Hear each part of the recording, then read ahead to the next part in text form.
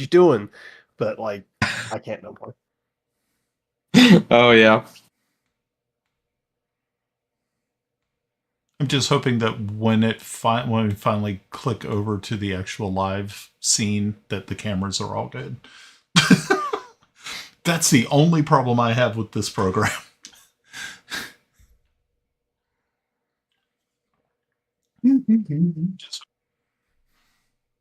Yeah, we got this starting soon up there. Okay. Yeah.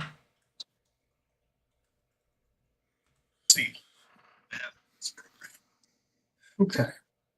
So I need to go to roll 20. And verifying human.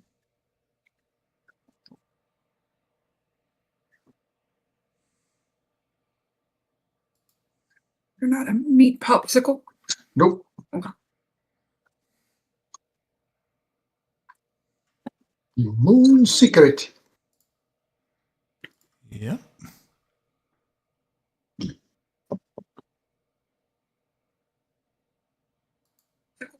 Whee!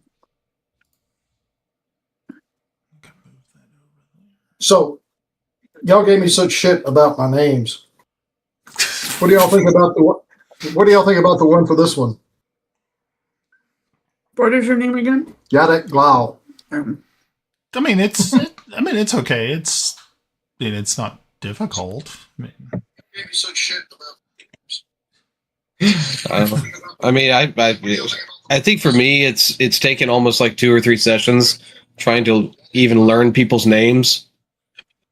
Like their real names? It took me a year to learn everybody's names last time.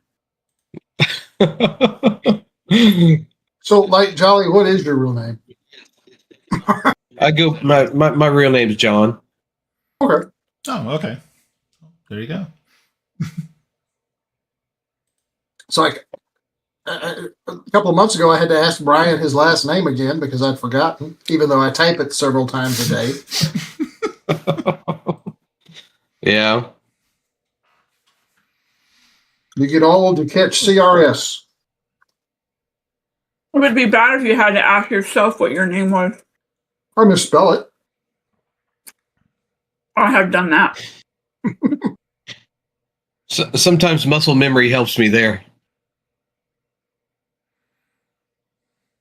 Just put another form on the table and the name comes to mind pretty quick. That'll work.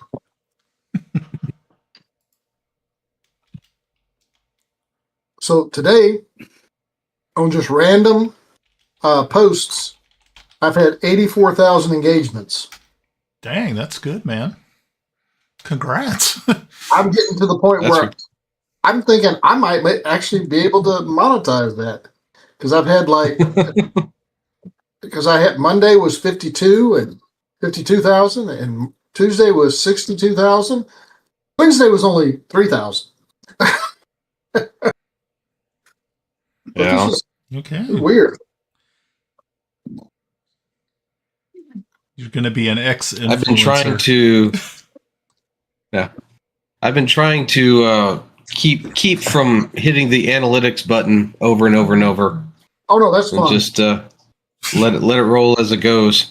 Check in maybe once or twice a week if I can. No, I check in the morning because it changes days at 6 o'clock because it changes at Zulu time, and yeah.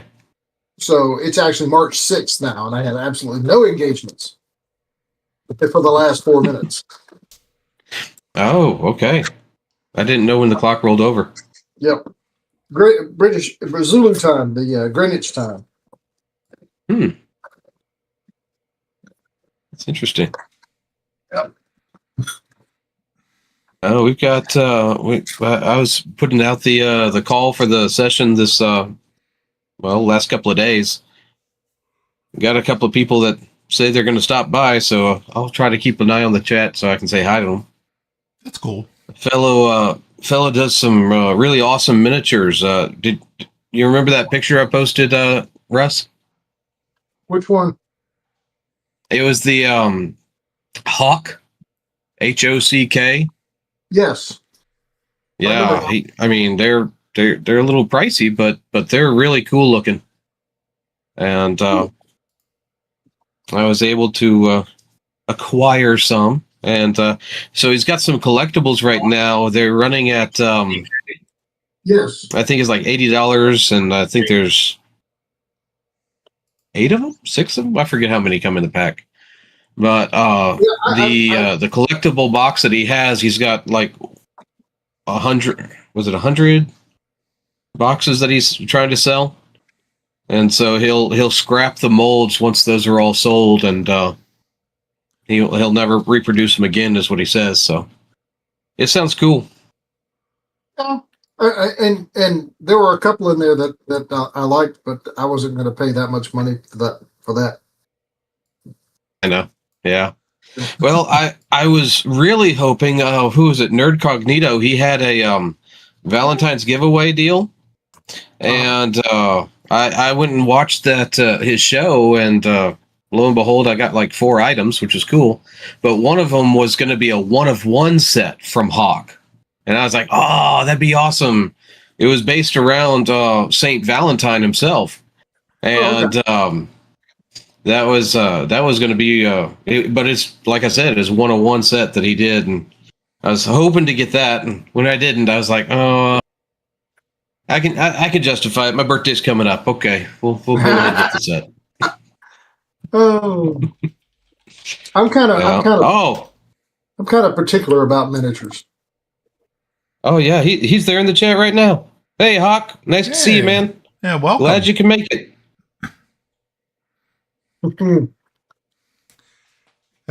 Have to plug him on the show. Be like, hey.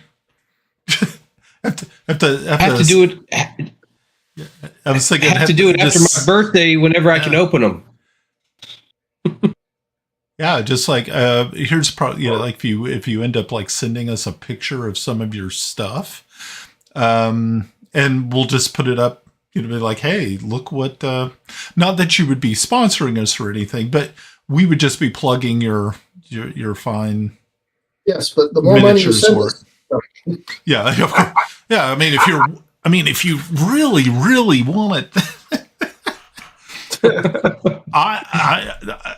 That was one of the first things I thought of when I first started streaming, and this is interesting. I think this is the month I've been streaming for on. I think it's on YouTube for 5 years now. Awesome. And I only have Really? 168 followers. So you know how we're doing. You only had 20 when we showed up. Really? Oh, shit. Yeah, I think you're right. I think we only had like 20. So that's not, you know what? That's not too bad. But No. I see what some of these other like streamers on Twitch, they get to this point where they're like, they think they're unstoppable, and then they start like squeezing their audience for money. And I'm like, nope, I will never freaking do that. I don't care how poor I get. It's like, if I'm going to keep this thing up and running, I'm never going to do that. That just sucks. I would not do that to anybody. But oh yeah. But for those people who are, who just won the lottery or something, hey, don't forget your friends here at Mystic Syndicate. Oh my goodness. Yeah. But that's only if you won Powerball. If you won Powerball, then hey, we need to chat. Yeah. But oh man. No, we don't. No, it's okay. Mm-hmm. Oh my gosh. Okay, so we're down to 24 seconds. Well, hey, Pav's here. We should Holy have. crap, that's awesome. Yeah. Oh Lord. Welcome, Pav. Nobody noticed. No, just poor old Pav just can sneak right in and nobody would notice. Nobody even saw him come in. It's crazy. I saw the Helldiver Come out shirt. of the bush. Oh yeah. Have you guys played yet? I have attempted one round of Helldivers, and fortunately, there was some random person there that was able to revive me and get me back on the ship because I couldn't have done it myself. So I've been a little leery. I was like, nah, this is going to have to be some sort of team effort before I start venturing on my own, I think. So we need to get together, Pav, and do it. Yeah, we'll go to Ocean. We'll fight some sandworms. Yeah, I think I was trying to take down some shit out of those things. sandworms. Spicy worms? Oh my goodness. Yeah, I mean, we should definitely plan an evening soon for that. Spicy worms? Okay. Lord John Helder. Mezcal? Mezcal. Alrighty, so welcome back everybody to the Mystic Syndicate. I'm your host and game master Brian, and tonight we are on episode or session 3 of The Moon Secret, a Dune Adventures in the Imperium limited adventure. If you're looking at the stream right now, you'll see that our cameras are all goofy and weird looking and stuff. Do not worry, I will be working diligently to fix that here in just a minute. We, had to get the show rolling, and we were missing Pav, and so it's all on him. But no, I will definitely fix those. Probably I'll try to fix them as fast as I can when we get through as they're doing the introductions. So go real slow, guys, so I can fix these real fast for us. So tonight, we at the end of the stream, we are going to have another giveaway, and tonight we are giving away a $25 Amazon gift card. So make sure, if you are interested in participating, say something in chat, and also subscribe. Hit the little subscribe button over there, and even give us a thumbs up if you feel so inclined. And at the end, we will add your name to our roulette wheel. And then we'll give it a good spin. I think last time we did this, I think it was Captain's Lady 127, I think was the one who won. And that was a $25 Steam gift card. So we're breaking away from the Steam gift cards a little bit, but we're going to go with Amazon this evening. Hopefully you guys will enjoy those. I would love for us to get to a point where we could have 2 giveaways a night, but I don't know if that'll ever really happen. Maybe one day. You just never know. Maybe we could, if somebody lives locally somewhere, we could give away, I don't know, maybe free lawn care. We'll have Jolly come over and mow your lawn for you. No. Okay. Of course, Jolly can't wait. All right, so let's go ahead and get started with introductions. And I guess what we'll do is we'll just go right down the line here. I don't know how everybody else is set up, but Malinda, I guess there is his Pav. I don't know who's up first. Pav, Jolly, me, Malinda, and Nick.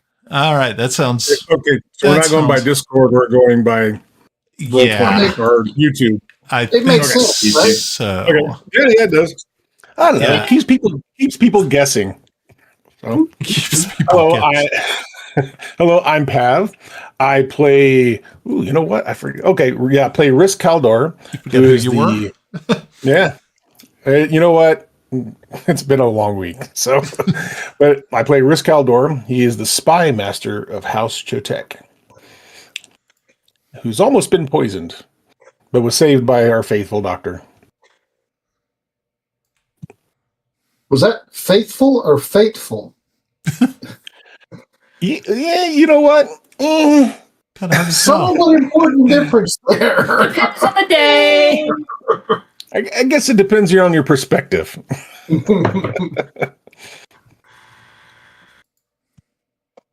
Okay, you Jolly. I'm up. Yeah, I am Jolly, and I am playing Dr. Taylor Soon, the Sook Doctor, the chief physician of the House of Chotek. Cool. I'm Russ. I'm playing Yadek Glau, a counselor to House Chotek. and in particular to her nibs. Her what? Her nibs. Her dibs. Nibs. Nibs. November, India, Bravo, What is that? Sierra. Yeah. Your turn. Tonight is going to be so fun not being able to hear anything. Yay! We need closed captioning. I turned the volume up. They're going to hear us next door. Probably not. I am Malinda. I play Layla Chotek. Apparently, I'm the heir of the household, the leader of the household, or this little band of merry misfits. Lord help us. And I'm Nick. I play Dravek Galithan, the War Master of House Chotek, and I am loyal to all who serve the house, and I am most loyal to our grand house, the Atreides. Okay. It's very good, guys. All right, so the last time that we were all together, you had got into a couple of fights. You had fought some criminals that had made their way into a spacious cavern area in the mines of the Moon Palace, which House Chotek is now taking control of. You were able to defeat them. You decided to follow them out through the cavern or the tunnel that they came through to get to the special device or machine that what you were able to determine is a terraforming device that is pre-Cymec. So you're looking at, like 10,000 years in the past. You were able to follow that tunnel out. You found that these criminals had landed a ornithopter outside of the tunnel. You were able to take the ornithopter and crash But it. not for long. Crash it and also crush another hired thug. And then you were able to capture another one and interrogate him. And that's when we found that Layla, the heir to House Chotek, has a dark side. So she, not to do some crossover, but yeah, we think that her midichlorians might be a little tainted. On the dark side? Yeah. I don't think I'm part of that campaign. So we, and also you were able to get a lot of information. You were able to get some information from this criminal that you had captured. You'd also turned him to your side by spending some momentum to create an asset, and you turned him into a double agent. So that's kind of an interesting thing. Layla was also able to reach out to one of her, was it a sister of the Bene Gesserit sister? Actually, it was it wasn't just a sister. It was a Reverend Mother, and was able to get some more information concerning the possible whereabouts of some nuclear fuel rods that would need to be acquired before you could start the terraforming machine in the cavern that you found on Pallas. So I think that's where we're going to pick it up, if I remember right. I believe she also gave you some information about a contact on the planet of Arrakis itself, a Fremen spice smuggler named Zask. So I think that is where we are going to pick it up.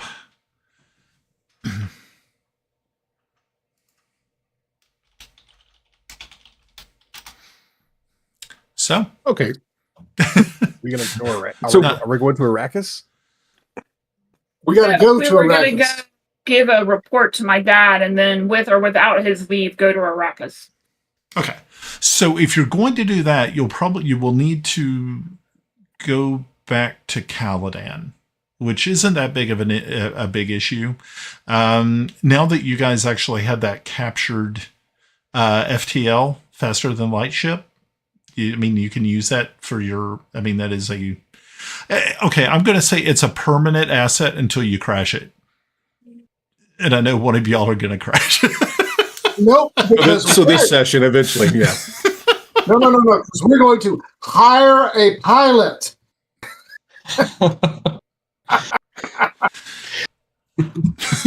That's another loose end once we're done. Actually, do we already have a possible pilot as part of the household? I would imagine. Someone with at least some abilities. Well, I know that there is one of you that has that. I think it's a trait that you can call upon. I think it's you, is it not, Yadek? Yeah. Oh, You were the one that flew it last time. No crashing. no crashing. It's that personnel asset. You can assign them. They're not front troops, but they are like support crew. Yeah. Yeah, I do have that asset. Cool. No, actually, I don't. So we could. Oh? I've got. Oh, crap. He's already crashed it. All right, I'm going to open up the character sheet on my freaking computer. Okay. While he's doing that, I might mention some things that Dr. Soon might be attempting to do. Taking and making like transport for the dead bodies. Looking to see if there would be like any sort of any compensation for moving those out of our morgue and getting them off the Moon Palace back to wherever they belong based upon treaties and whatnot.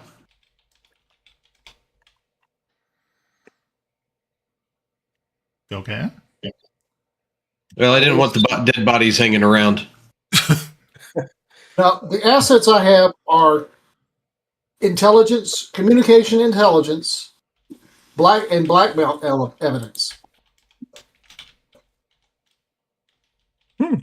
That's good to know. Yeah, it's on you. No. You think?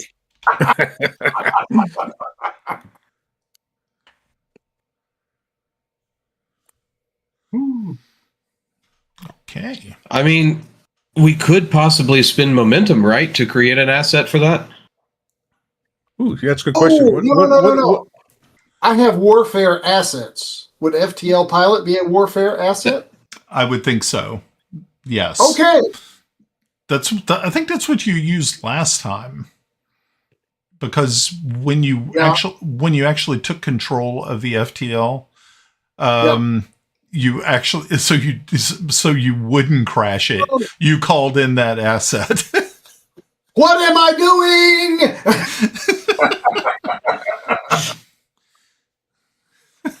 Were we able to check the computer on the FTL ship last time? I remember we found out where it came from. Yes. But were we able to like garner any more information about like mission logs or anything like that? No, because a lot of that stuff had been scrubbed, and I know that was something that I shared with Rhys concerning the data that is the only usually thing stored. Because we had one of our sensors on it, we found one, and the only thing we got out of it was indicated it left Dula on Caladan.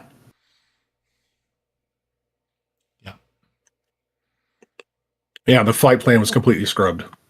Is there any like livery on the outside that marks it with a specific clan? Because if we are taking it to Arrakis, we could like, if we get caught, we could play it under the guise of being another clan.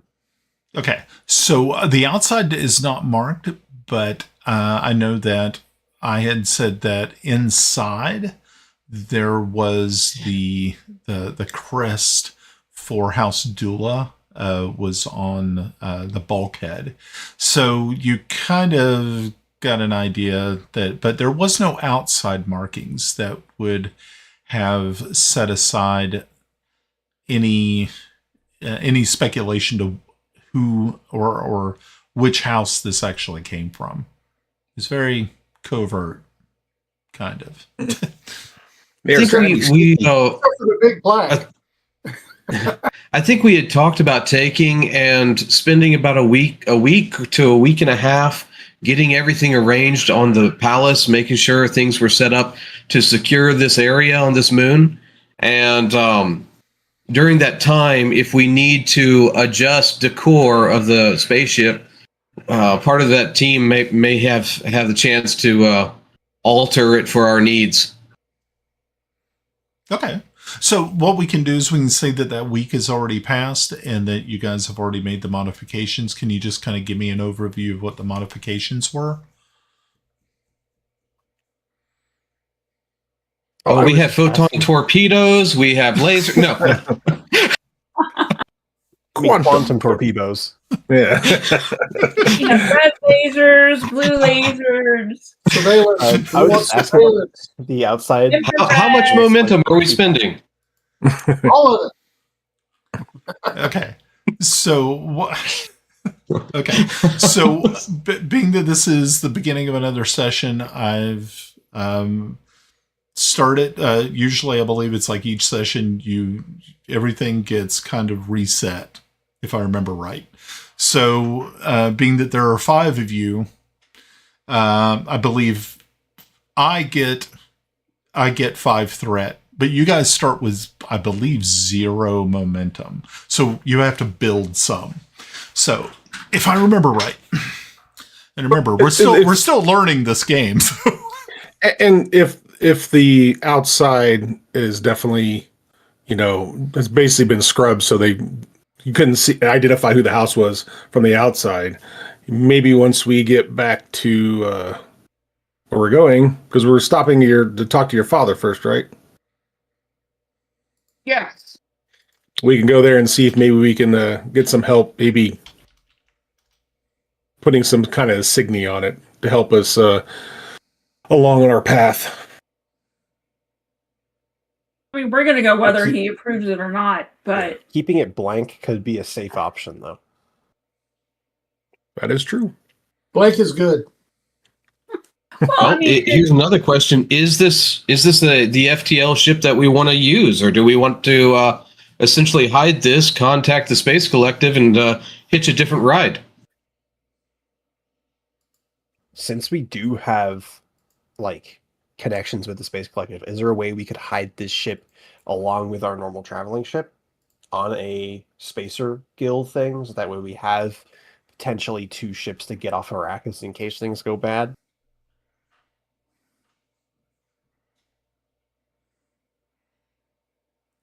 So, okay. So, well, all right. So, once you get to Arrakis, of course, the first thing.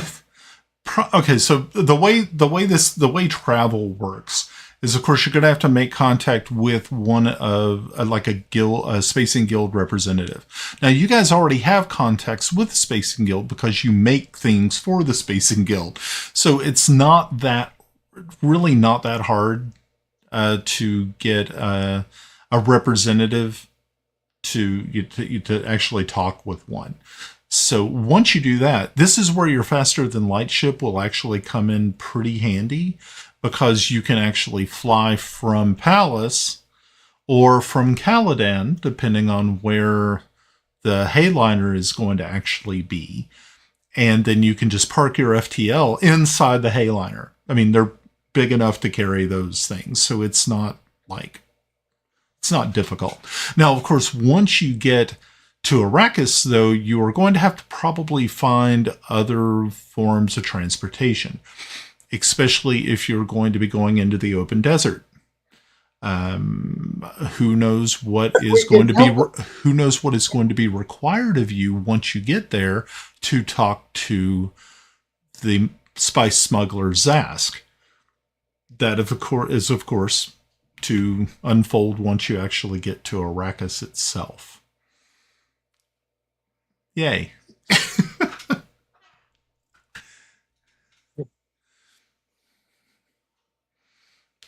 Okie dokie.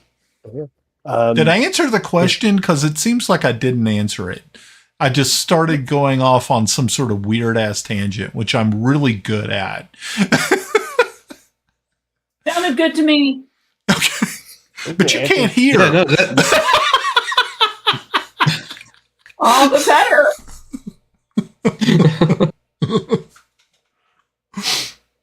But I think- yeah, go ahead. No, I'm just thinking that let's decide that once we talk with Layla's father, so we can make a determination on how we best proceed to Arrakis.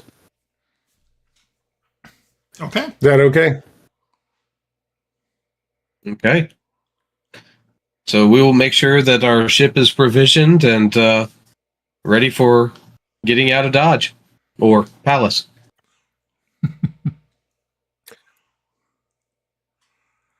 Okay. So Yadek, you're going to go ahead and use that asset to call forth a pilot. Yes. Okay, so you now have a pilot for this mission. So and everybody is going to Caladan? Yes. Okay, cool. All right. It only takes really probably about 2 hours to get from Palace to Caladan. Being that you are in a faster than light ship, and you're still within the same solar system, so it's not like you're going really, really far. So, and so after those 2 hours, your flight was uninterrupted. There was nothing dangerous or anything that was out there in the inky blackness of space. So nothing to help us get momentum. Right. Nothing that will give you momentum. Yeah. I'm sorry. Boy, that sure bites. But yeah, so you were able to actually set down at the landing field right outside of Castle Chotek, which is right now in the throes of being taken over by House Tepa. They're the ones who are actually going to be taking those lands in exchange for you all getting the Moon of Palace, which is a big deal. So yeah, you're greeted there on the field by both House Tepa and also House Chotek technicians as they go over your ship, making sure that it is once again spaceworthy once you go ahead and leave. But you are escorted by House Chotek soldiers to your father's office. Your father's. You. Yeah. So once you arrive there, I know. Okay. yeah, you just rap on the door and you hear him call, come in. And so I guess everyone is going to walk in, being that you're all the advisors of Layla's advisors for the most part. The Count stands up and he says, "Oh, well, welcome back. How is Palace? Is it ready?" Yes. But we have found something really cool. And He looks at given you the sensitivity of the nature, I didn't trust computers and wanted to deliver it myself. Understandable. Then I verbally vomit all those things that happen.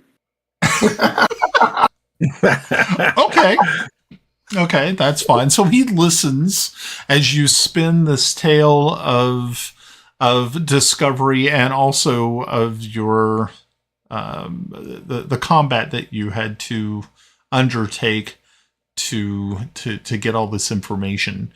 He says that he understood that there was possibly going to be saboteurs who were going to be left behind.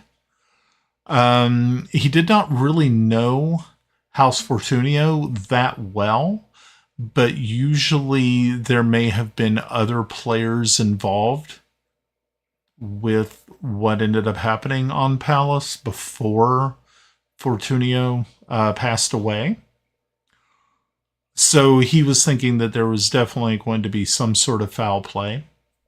He did not realize that there was going to be ancient pre-Butlerian Jihad machinery left, under the surface of the moon, and he is very interested in that.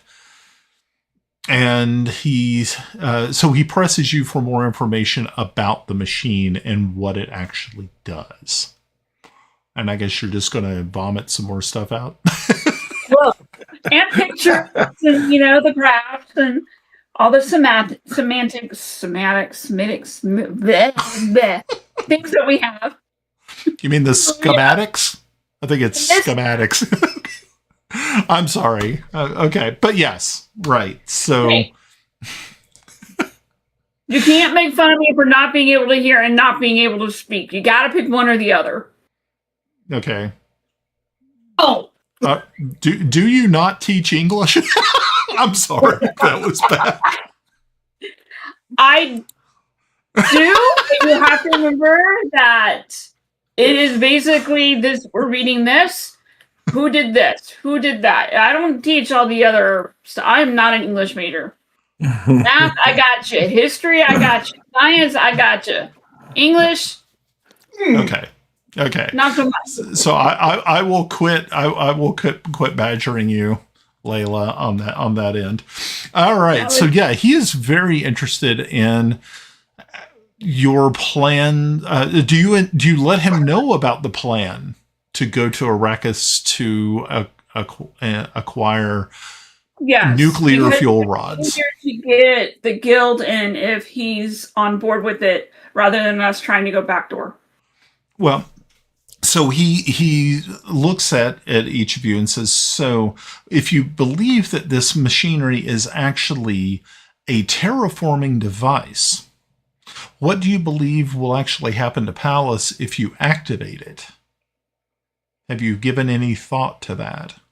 Yes, it would start to develop an atmosphere, which is the first step of getting it to where it can be actually habitable. Okay. So most likely whatever is going to actually happen once it is activated, the moon itself is probably going to take on, or I mean, of course, we're not really too sure how physics works with this, but I guess it will start to take on more mass so that it will be able to hold on to an atmosphere.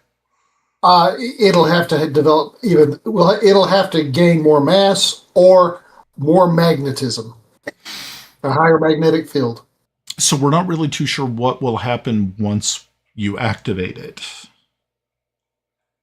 I'm absolutely sure that it will be to develop a atmosphere. So he at that he looks excited that the possibility of taking Palace to a completely different direction, because Palace with an atmosphere, even a breathable atmosphere, would be a big boost. Number one, because it would definitely save on equipment there. That would also be able to expand development on the surface itself. So he is all for this idea. And so he asks, so what is it that you need from me? Unless you can provide nuclear fuel rods or atomic fuel rods, we just need your blessing to go do it. Now, we understand that we are denied if we are found out, or disavowed if we're found out, but I think it's worth it. Okay, so understandable. And also understand this, if you all are found out, you have to do everything within your power to distance yourself from the house but you also have to make sure that Layla is not implicated. Absolutely. Excellent. Implicated in what? We have a room and restraints set aside, so she would be. It's like, she was kidnapped. Okay, good. You're gonna tie me up? Hush, woman. You're going to get tied up and you're going to like it. Oh no, Oh, not that. Please, Oh my goodness. not that. oh boy. Okay, so we've strayed into something completely different now. Okay. So That's not abnormal for us. that's true. So he continues. So I think probably your next step, being that the information that the Reverend Mother gave you is that there is a possibility to be able to get these fuel rods from House Riches, who is now at this point in time leaving Arrakis. Correct. So you need to go to Arrakis. Yep. Correct. Understandable. So let me go ahead and get a hold of our Space and Guild contact. I will have them. Are you planning on staying here, or are you heading back to Palace? I need to Whichever. be able to tell them where they need to send the Hayliner to once they enter this system. Well, we're here. Why don't we just leave from here? I'd rather. Yeah, I think leaving from Paladin less Palace. suspicious, or Palace less suspicious. Okay, well, I agree. then we'll leave from there. Okay. Well- Well, I mean, you also kind of got to think about it. You were going to say, Dravek?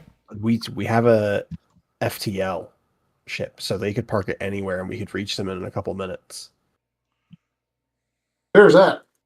So And if we want to that remove is true. all suspicion from Caldan or Palace, because Caldan also has not Arrakis, Atreides, and we don't want to implicate our greater house. Also, all the little houses that we would possibly implicate if we do get caught. So Actually, I have a list of the ones I do want to implicate.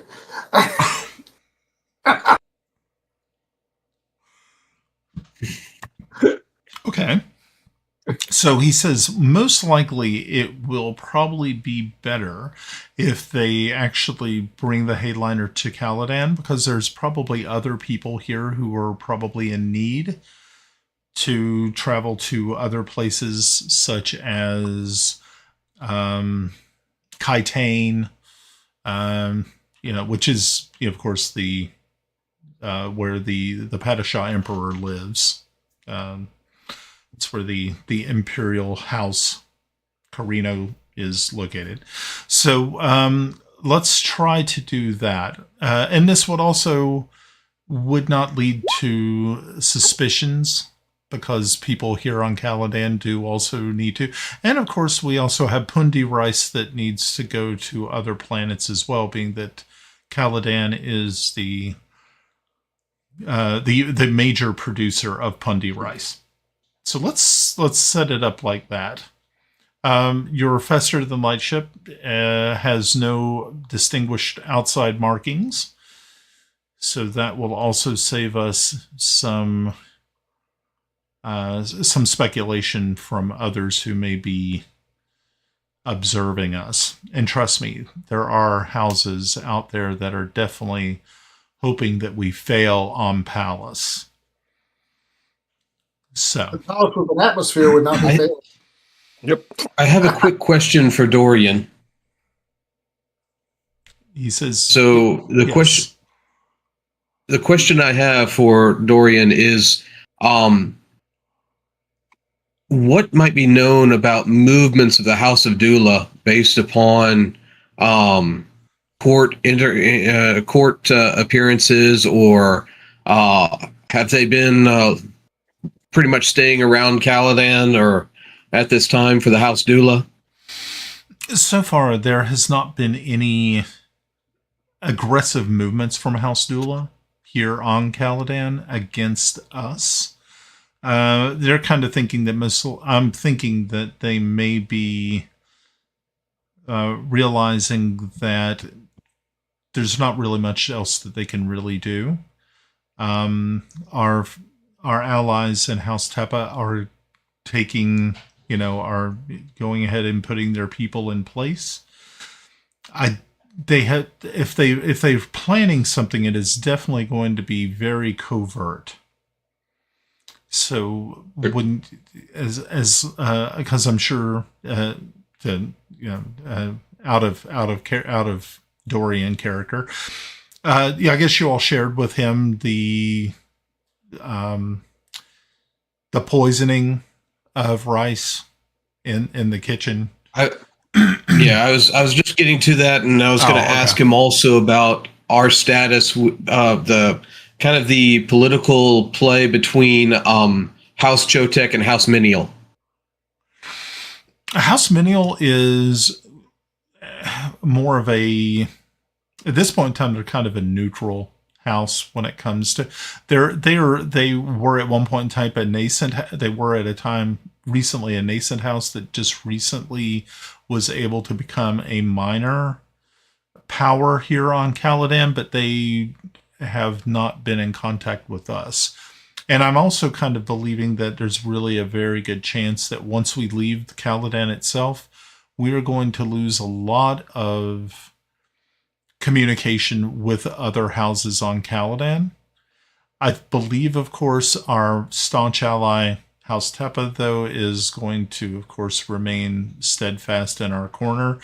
And if there's any situations planet side here on Caladan, that they will definitely let us know. Certain. Yeah, the reason I brought up House Menial was that's who the servant girl that took the cyanide pill was from, and wanting to. Interesting. Certainly. No, it was there at our location in Palace. One of the former staff. She was a cook, an assistant cook, and I started the interrogation with her, and immediately, absolutely fidgety, heart rate went up, and before we could get through any of the additional questioning, she bit down, and I was unable to revive her and save her. In my failure, I apologize, but in so finding out from the records, she was from the House of Menial, and we could not find other connections at that time, in my understanding, to that house. Well, I'm sure that you did a thorough examination, so that is a little. That is quite concerning, actually. I did not realize that Menial had hirelings on Palace for the Fortunios. This is something that I'll have to maybe do a little bit of research on. Maybe I can get back some information to you soon. But while we're waiting for that, I will go ahead and contact our Spacing Guild contacts, and we shall get a Hayliner here as soon as they can afford to do so. Hey, Brian, in the meantime, I think Rhys is going to kind of see if he can get some details on what's on the location of, or unless we already know, the Zask, the spice smuggler. Mm-hmm. So yeah, he's going to kind of do his research, maybe reach out to some contacts and see if he can locate the smuggler, so we're not wandering around. Also, is it possible, since we have identification papers for this House of Dula guard, or the people we fought, are we able to manipulate those papers? Is that something that can be done? That would definitely be something you could try to do. We could go ahead and do a skill challenge on that, just to see if we can to do that. Get you guys a little bit of momentum going. Okay. Had a quick question about the momentum. Sorry to interrupt there. Does anybody have the talent called dedication? I thought in session 0 somebody mentioned they had it. Dedication is a talent that if we don't have any momentum, I think it can gain us some. I do, and yeah, you're right. It gives us 1 momentum. I can use that talent if we have no momentum. Okay. Well, All right. right now you have no momentum. So if you want to use that talent, feel free to do so, and that will add 1 momentum to your tally at this time. Yay! Yay! Let me double Good check on addition. what it does exactly. I mean, the group does agree that maybe going in with some false identification might help us not get implicated just a little bit.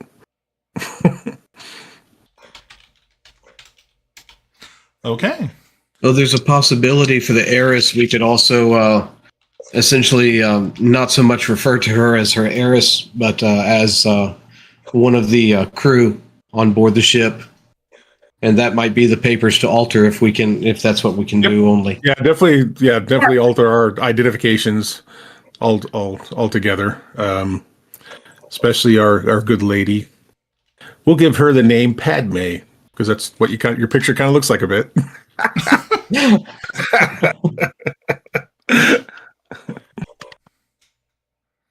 Okay. All right. So we're gonna do a skill check here. Okay. So I have ooh shit. What would it be under? Okay, and so I'm going to set the difficulty at 2.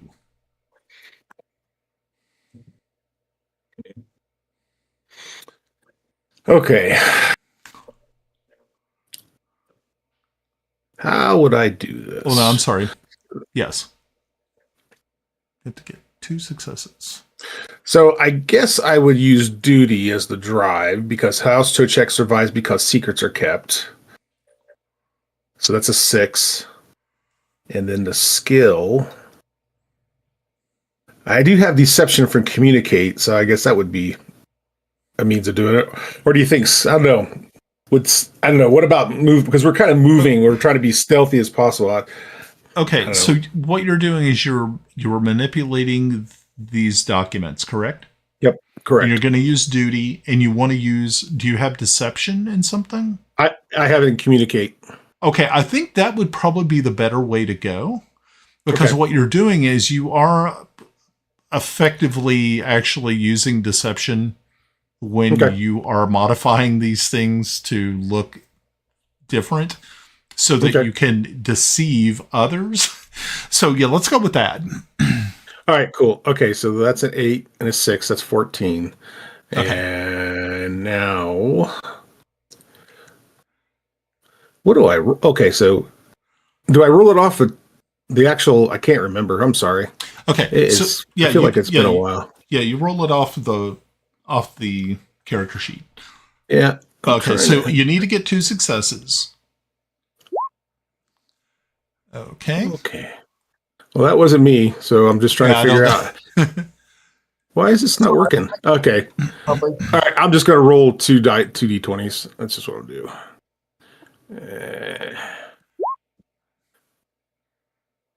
Wrong game. Okay, so you got an 11 and a 15? Yep. Okay, so that means you needed a 14 and I needed a 14. Success? Yeah. Okay, so you had 1 success and 1 failure. Okay. Real quick, did you have a focus? Deception. So half of you get caught and half of you don't.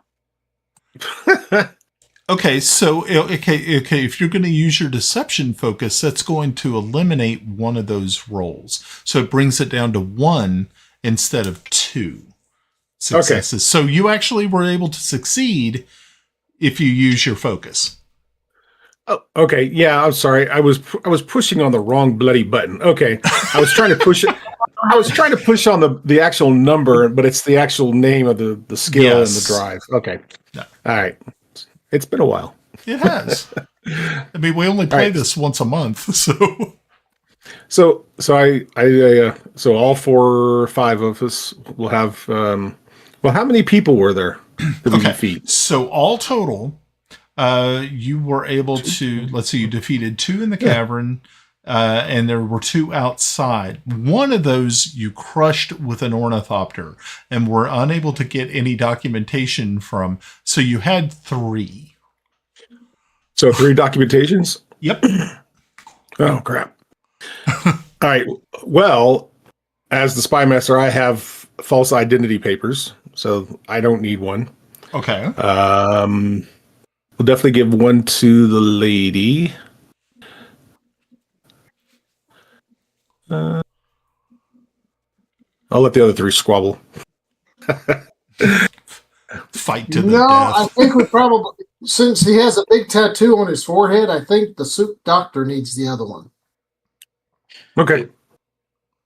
I mean, the thing with the Souk Doctor, I mean, we are kind of viewed fairly non-combative in the roles that we have. I mean, there's some valuable skills that are tradable if I am caught. So definitely, I would not see myself as a high priority, but Well, you're thing the is- advisor. You tell me. So well, I guess with the Souk Doctor, the tattoo, it just identifies you as Souk, right? It doesn't identify you in like a house or anything like that. yes, but I am absolutely sure that there is a database of all the soup doctors, so they can check it out to make sure somebody's not parading around with a with a tattoo. So I'm going a couple of levels on this one, but I Okay. think it's probably the most identifiable out of all of us. I'm thinking the only person that shouldn't get one is, and I'm sorry, is our lovely battle master, because we could make him look more like a guard or something like that. Well, I Run me around in mean, the sand, make me look like a Fremen. sugar cookie.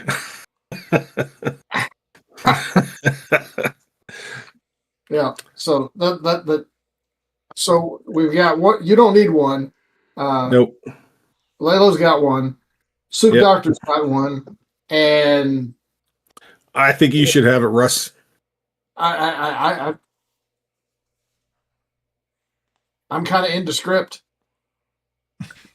Yeah, but if Yeah. you get caught, though, they could easily, torture you. And you Yes, but I have are the cyanide. military advisor. But I have a cyanide tooth. I'm gonna rip that thing out when you're sleeping. Mm. Oh gosh. We're You won't feel a thing. gonna do some surprise dentistry. I mean, come on. I mean, There are worse things. Midnight dentistry. All right. Sleep with one eye open, my friend. Grip your pillow tight. Sorry. I was thinking the exact same thing. So just in Oh, Riss's gosh. opinion, I believe that Yadek should probably get the other one, where I think Dravek would, be less. Yeah, like you He said, could- nondescript. He's more nondescript. He could blend better. Yeah. Okay. I'm good with that. Are you okay with that, Dravek? Yep, he's gone. He doesn't have a Putting my choice. dish- Oh, there he is. putting my dinner plate away. Yeah, I'm okay with that. Okay. Okay. So very good. Alrighty. So Rhys, as you were able to, you were trying to find a little bit of information on how you could locate Zask once you actually reach Arrakis. And I'm going to leave this up to the fates, I guess. We'll do some more rolling here just to see if you're able to successfully find any information. The difficulty is going to be 2 successes. Being that this is just kind of a straight sort of an information gathering, I'm sure you have something in your repertoire there that would fit the bill, I would hope.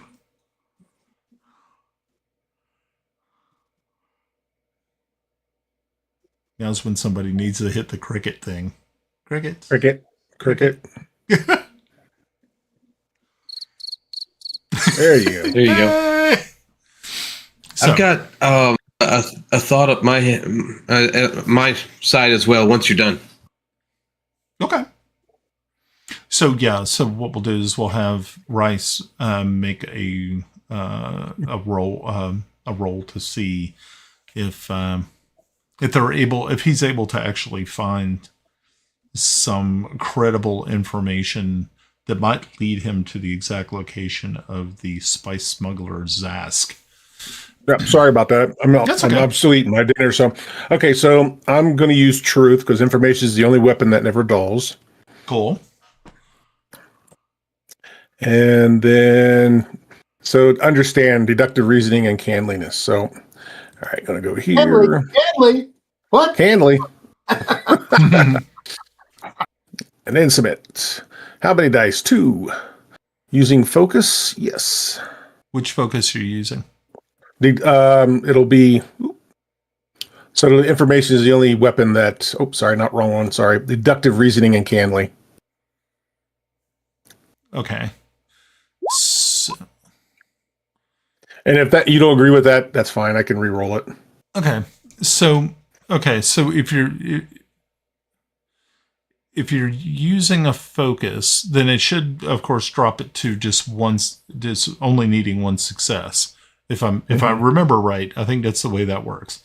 Okay. As I look over at Jolly, be like, yeah, Jolly, because it seems that Jolly seems to know knows the rules a little better, so it's fine. Okay. So it looks as though you rolled 2 and you ended up getting 3 successes, because that's what it looks like to me. Is it not? Because you rolled a 1. yeah, you got a 1. Yeah, you rolled a natural 1, so that's 2, and then you got the original 1. So you get to bank 2 momentum, and you do get a success. So you were able to get credible information that there is a contact in a sort of a there's a special sort of. It's not really a tavern, it's more like like a bar not too far away from the spaceport that you would be able to inquire at the proprietor there actually is a friend of Zask. And Do they serve droids? Huh? Do they serve droids there? Most likely not, because remember, thinking machines are bad. I don't know. Yeah, I gotta think those R2D2s and C3POs would be completely forbidden in the Dune universe. They can think too much. You said it was a bar, right? Yeah. Hang tight one moment, and I will get you the information on said bar.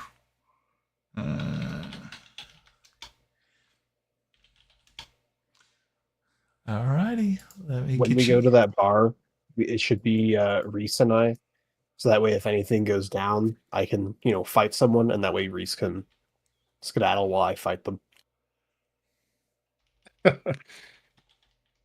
I scampered away. All I'm good for, man, is beating people up. Beat people up. Okay. Alrighty. So, yes. You were able to find one. It's called Hadtois, Hadtois,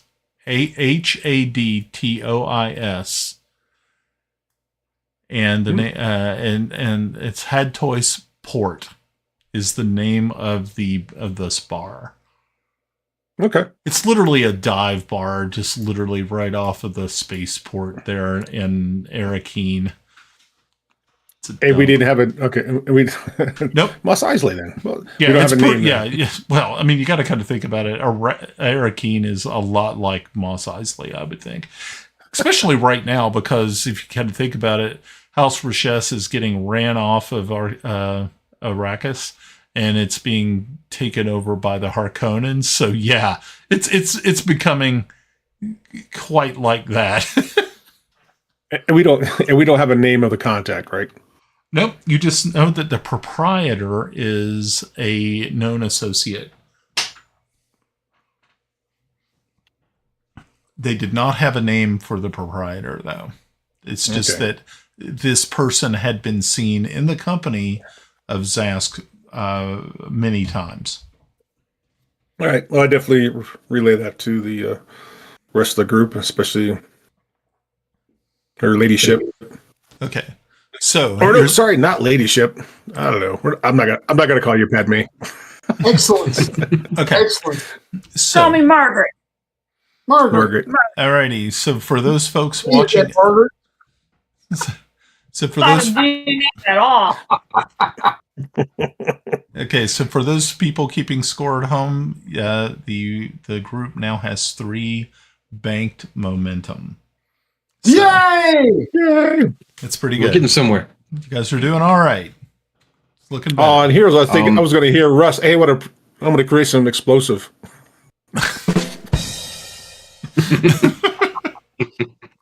Perfect time.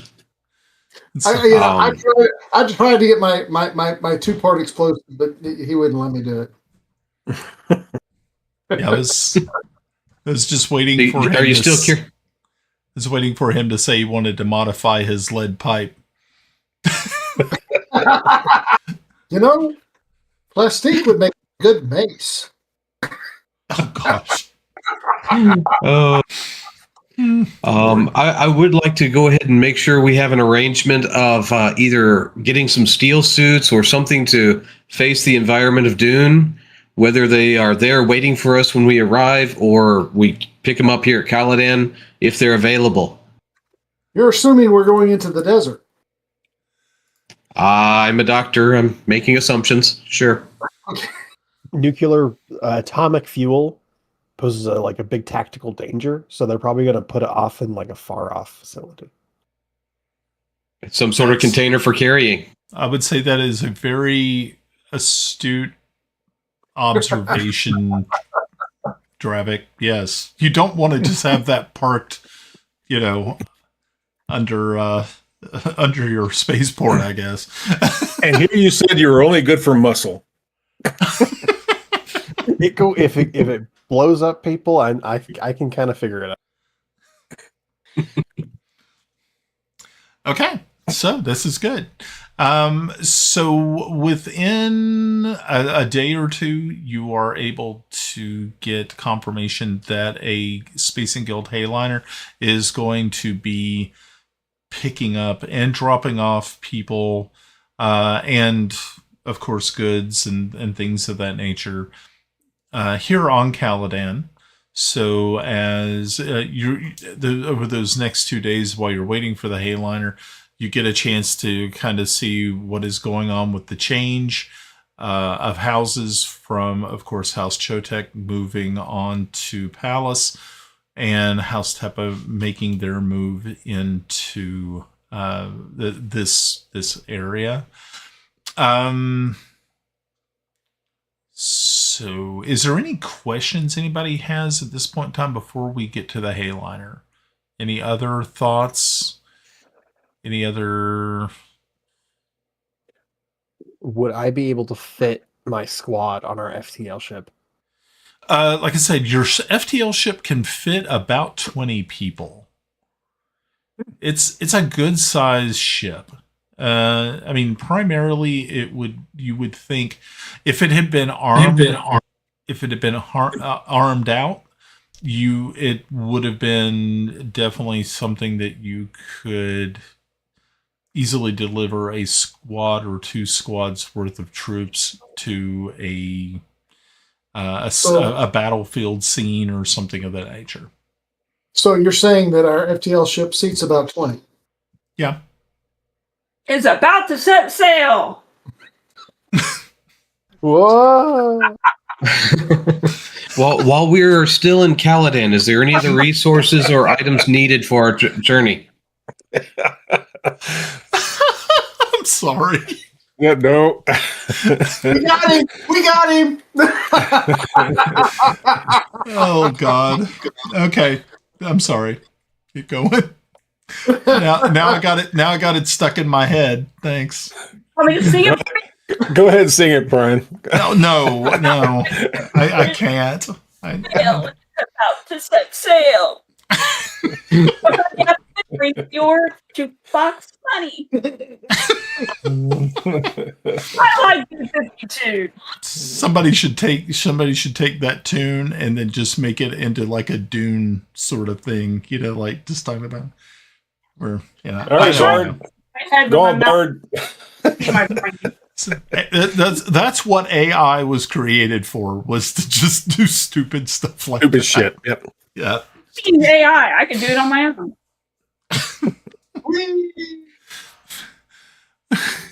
Bullshit. Yeah. We got a spaceship at the spaceport. It seats about 20. You're now to bring your still suit money. Bring your still suit money. Okay, so yeah. All righty. It's a lesson. Don't ever get her started. Yeah. Good day today. I'm glad you had a good day today. Okay. So, the Hayliner arrives. You all get into the FTL, and you start to make your way up to the Hayliner itself. And of course, it doesn't take long to get to the Hayliner. Just really just a few minutes. Once you clear the atmosphere and get into an orbit, the orbital zones above Caladan, it's easy enough to get to the Hayliner. You dock inside of it. And after everybody else has either departed from the Hayliner or other people and goods have been stored inside the Hayliner, everything is closed up, and in the chambers there, the guild navigators are manipulating the spice melange gas that they fold space with.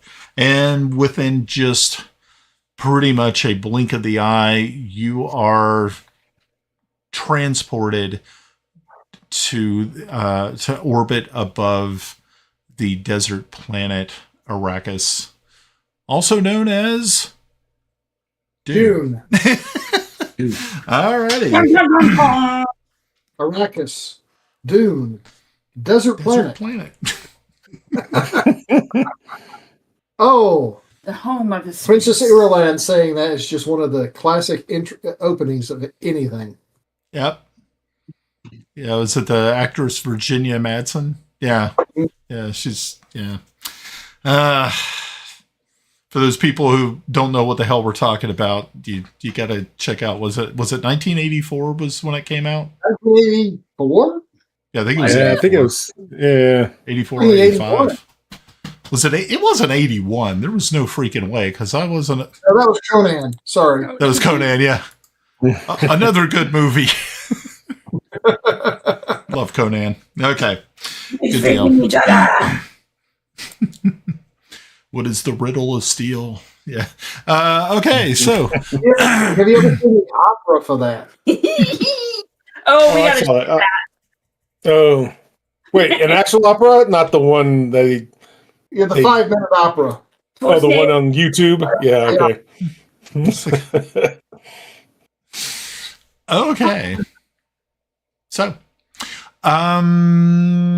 yeah. So you disembark from the Hayliner and start making your way down to the spaceport there in Arrakeen.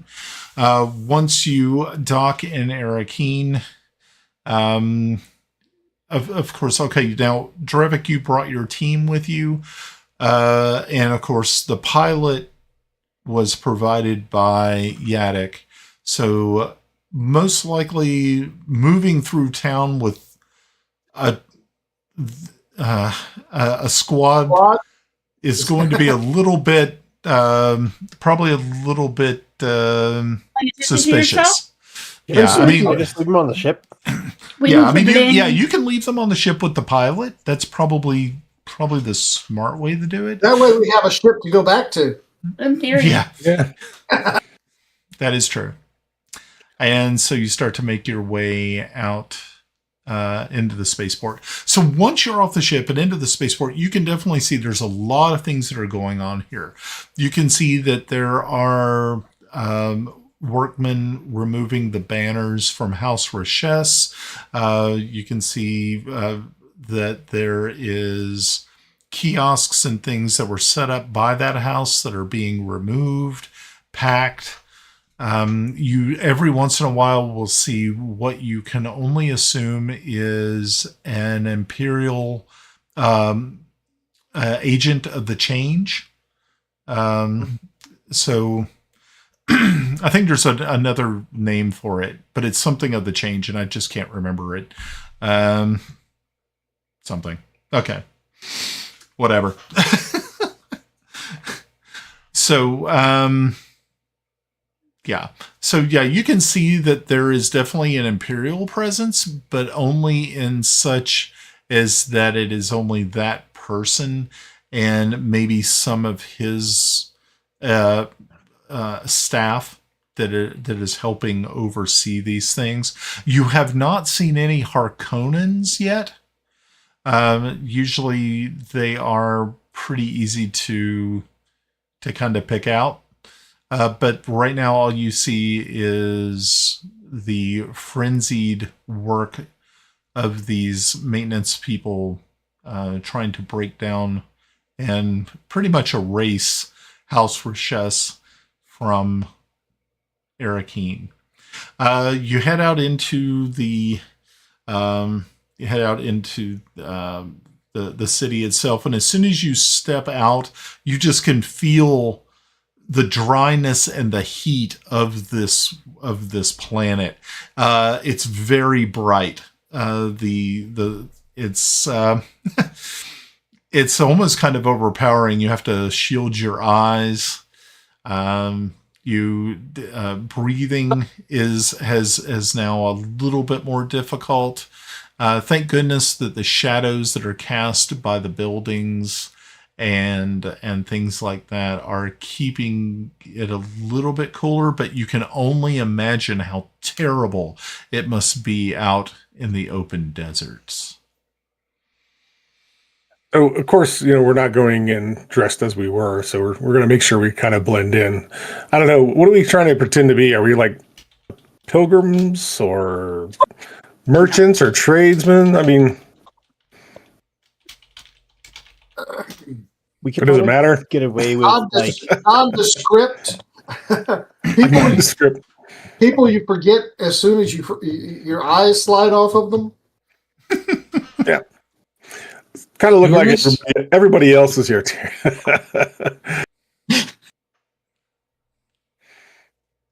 I'm assuming we're all like wearing just like ragged robes and stuff like that, like fitting for peasantry on Arrakis. Yep. Okay. Yeah, I mean, that would definitely work. I mean, if you try to make yourself look more like, of course, you can't really look like a native because you don't have the blue and blue eyes. But of course, there are other off-worlders. Yes. There are other off-worlders here that, of course, have taken up residence on Arrakis and have started to dress more like the town locals. You don't see a lot of people walking around in still suits here, but every once in a while you'll see a Fremen, and they usually are, they'll have a still suit, and of course they will also have like the cloth wrappings and like cloaks and stuff like that kind of cover those things. But so you're able to locate the tavern or this bar, this dive bar that and once you walk in, you can see that the time of day, it is probably a little bit afternoon, and that's why it is just so blistering hot and just so unpleasant outside. Sand, of course, blows around your feet. Little bits of sand. They try to keep the streets, clear of sand here, but sandstorms are pretty vicious here on Dune. So you walk in, you take a look around, and you can see that this place is full of what you would kind of expect. People kind of dressed like you or worse. A lot of people sitting around at tables, low murmuring chatter going back and forth. You see that there are a couple of people who are walking around bringing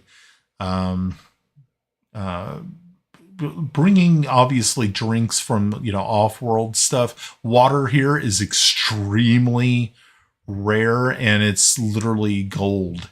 So you don't really see a lot of that actually happening, but you do notice that being that House Richesse was actually at one point in time a very wealthy house, they had tried to set up some creature comforts for its for the people here, and one of those places being able to bring in spirits, beer, things of that nature, for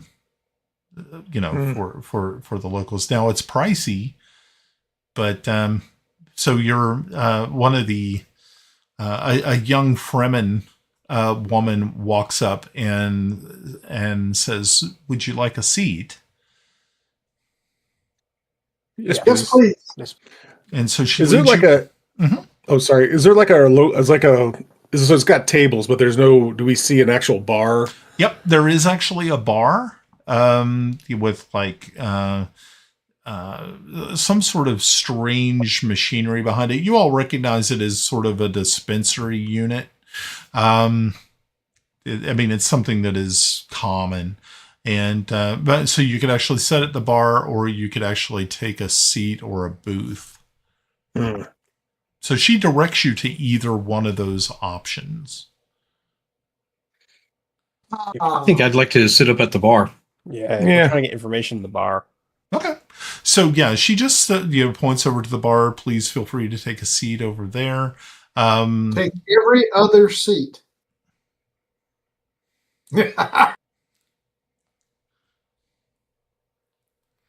Don't think I'm kidding. Yeah. No. Have y'all ever gone in and taken over a bar? No. Man, you go into the bar, you sit at every other seat. That way, anytime somebody sits there, there are two of you for every one of him. I never usually hung out in large groups. What's that? I never hung out with people in large groups. Oh, hush, woman. Back in the Army, we had a bar we went to called the Sundowner when we were living in El Paso, and that's what we did when we walked into the bar. We all sat one every other seat. That was also the place where I would go to have fights. So your mileage might vary. Tactics. Okay. So that could be an idea. yeah, you go up, you sit at the bar. Are you doing the every other seat thing? Yes, no, maybe so. I'm fine with that. Okay. Sure. So, If it works. And people get nervous. They might not want to sit by the next two strangers, so they won't eavesdrop on our conversation. Yeah, it's like going to the men's bathroom and go into the urinals. Make sure you got to stagger it, right? Yeah. Yeah. Similar, but definitely Similar but different. Something women will not know about. I have no idea. Okay, so I have a newbie question, real quick about this. I've watched Dune, but I've never. I mean, it's been a long time. But what do they use for currency? Is it water? Okay, so as far as the Imperium goes, Solari's that is the name of the currency. So I mean, Solaris are used all across the Imperium. As far as, of course, like on Arrakis, water is like I said, gold? it's like gold, but I don't think it's actually. I mean, I guess it could be a trade item. Okay. I don't see why it wouldn't be. Now I know that the Fremen usually will hoard water in caches and stuff like that under their sieges. So I don't know if they actually use water as a type of currency, but I mean it has such an importance. I wouldn't doubt that it couldn't be. I'm just curious. When I'm reading the book, value. It has value, so it can be used as currency. I was thinking so. I mean, because especially here, I mean, of course, water like on Caladan is like whatever, it's falling from the sky for God's sakes. So it's definitely regional. It would definitely hold some sort of value. It does hold value, and it can be used as currency. So damn it! If Russ would have done his damn job, we would have made sure we brought some water. When I was reading the book, the Fremen But just Hey, did the you want to see me trade. make water? Oh, sorry. Well, if I understand right, that's what their suits do, right? They recycle it. Yeah. It's stored in catch basins, along the suit. Trust me, before I ran this game, I must have watched was it 1984? Yeah, like twice. So I can remember all the things. I like the 1984. I think it's superior to all of the other ones. I like it. But the Sci-Fi Channel miniseries and the most recent 2 movies all have different takes and different details. So Yes. I think there's value to all of them. Yeah. I don't know. Only the original has Patrick Stewart. There we go again. Okay. In the book, though, sorry, on the water thing, Fremen are like a barter society. Yes. But when they make contracts with each other, they, especially like life debts, it's not like, oh, you owe me your life. They directly use blood to make water. And when you make contracts with them, they oftentimes you're like pledging your body's blood to someone if you're making like a pledge to their leadership. Or Okay. if you're trying to make a deal with someone, Oh, you'll wow. be like, oh, you can have the blood of the people we killed because that's going to get them at least a good bit of water. Right. Well, yeah, because I mean they had a way of being able to extract the water from the dead. So that was yes, that is totally true. Yeah. Okay. So that's kind of neat. All right. So you're in this bar. You're in the Hadroy's port, and it is, like I said, it's a dive. You're sitting there at the bar, kind of just looking around, and eventually this older woman, Fremen woman, walks out, and she starts going to each, and just takes orders and asking you if there's something you would like to drink. She says at this point in time they're kind of low on food stores, but they definitely still had spirits and beers and things like that. Beer. Okay. Beer. Why? Because beer has more water in it than alcohol, than mixed drinks. Okay. So yeah, she fills up as many many flasks as she needs to. Now, mind you, the devices that they drink out of here are not like containers, because of the dryness of the air. The evaporation is very, very quick. And so that they have special, you're actually drinking from, it almost looks kind of like a, probably one of the better, what are they, like a Stanley Cup? with a straw. So, yeah. So that's right. Got to preserve water.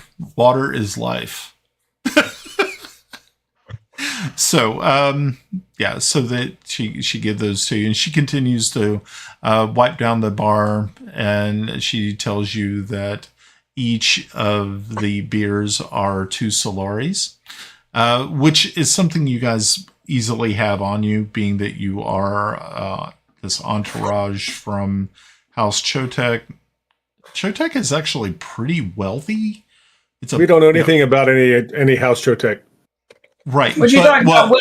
You, of course, she doesn't know you guys are house, but just as information for you guys, when it comes to Solaris, because of the nature of the business that you all, run in, the making of the capsules for the guild navigators and the suits that they use.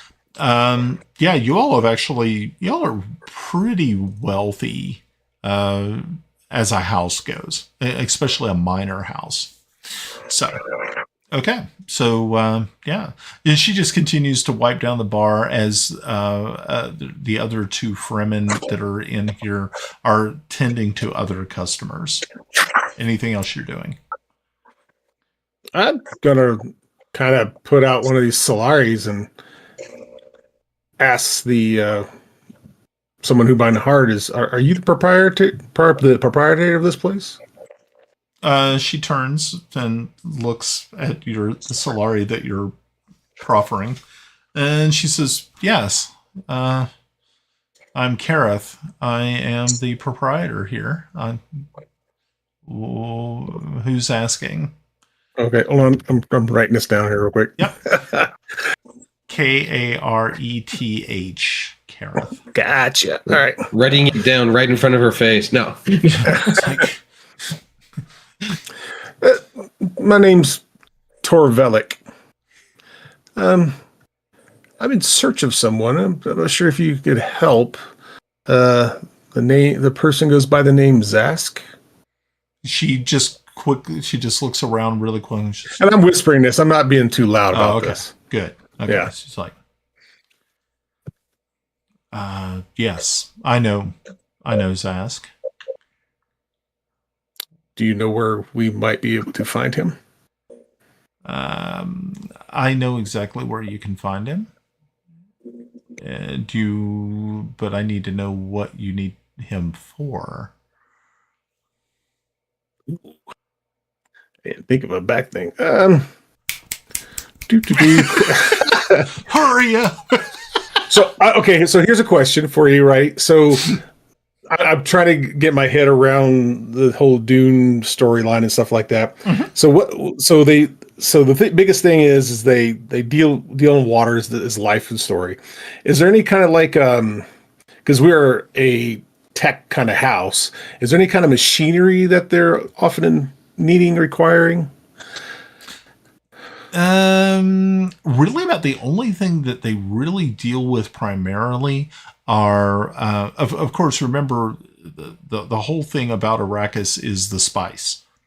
The spice is more important than to the rest he's a of the smuggler. Yes. So he's a spice smuggler. So I'm going to say, well, I'm a technician, or my team here is a technician of sort, or our technicians, and we just wanted to see if we wanted to go able to offer our services to him. She says, "So, do you have an ornithopter mechanic?" I look over to Yadek. He flew one. He's got to know something about him. Yes, we might be able to take it apart. I could crash it. You're muted, Russ. I didn't hear you. Falling with style.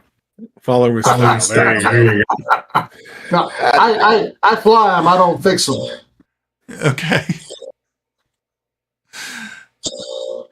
She says, Look, lady. We need to talk to him. We've got money we want to give to him, and I'm sure he wants to hear about it. she says, That's what you were inspired to say? Yeah, shut up, woman. I think we both have we have services that he serves we both can offer each other. Okay, so let's go ahead and let's make a roll on this one that you're trying to persuade. Wow. What? Wait, what was wow for? Just where's Ed when you need inspiration? So okay, let's see. So my B-52 song, I rolled a 14, whatever that means. So I guess, I mean, do you want me to do this as the role? Because I have deception, right? I'm trying to see. I just want to get knowledge, but I don't want to put it across of what we're asking him for and who we are. And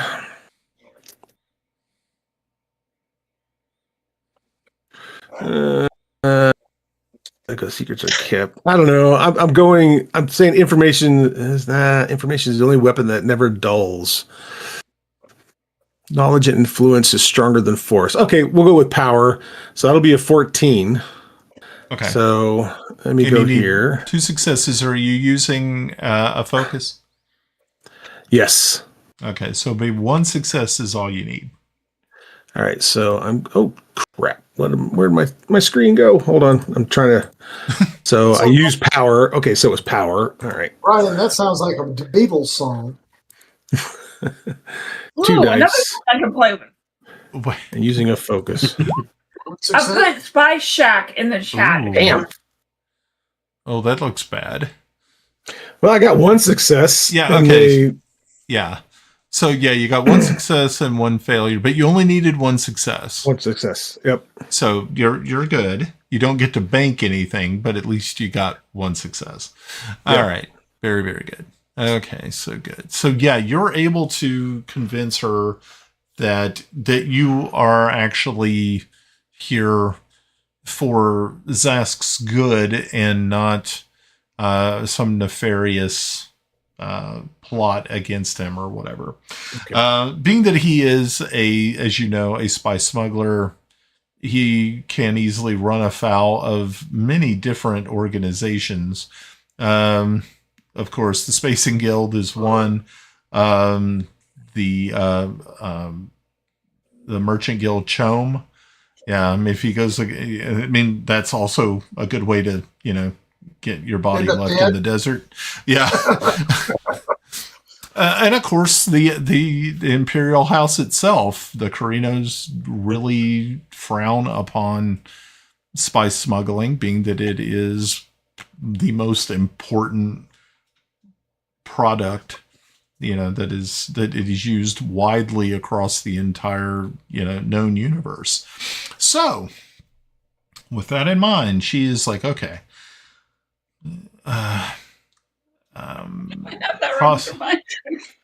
So what you'll need to do is once the sun goes down, you can meet me back here, or you can stay here. We still have several hours before the sun sets. So once it does, meet me here.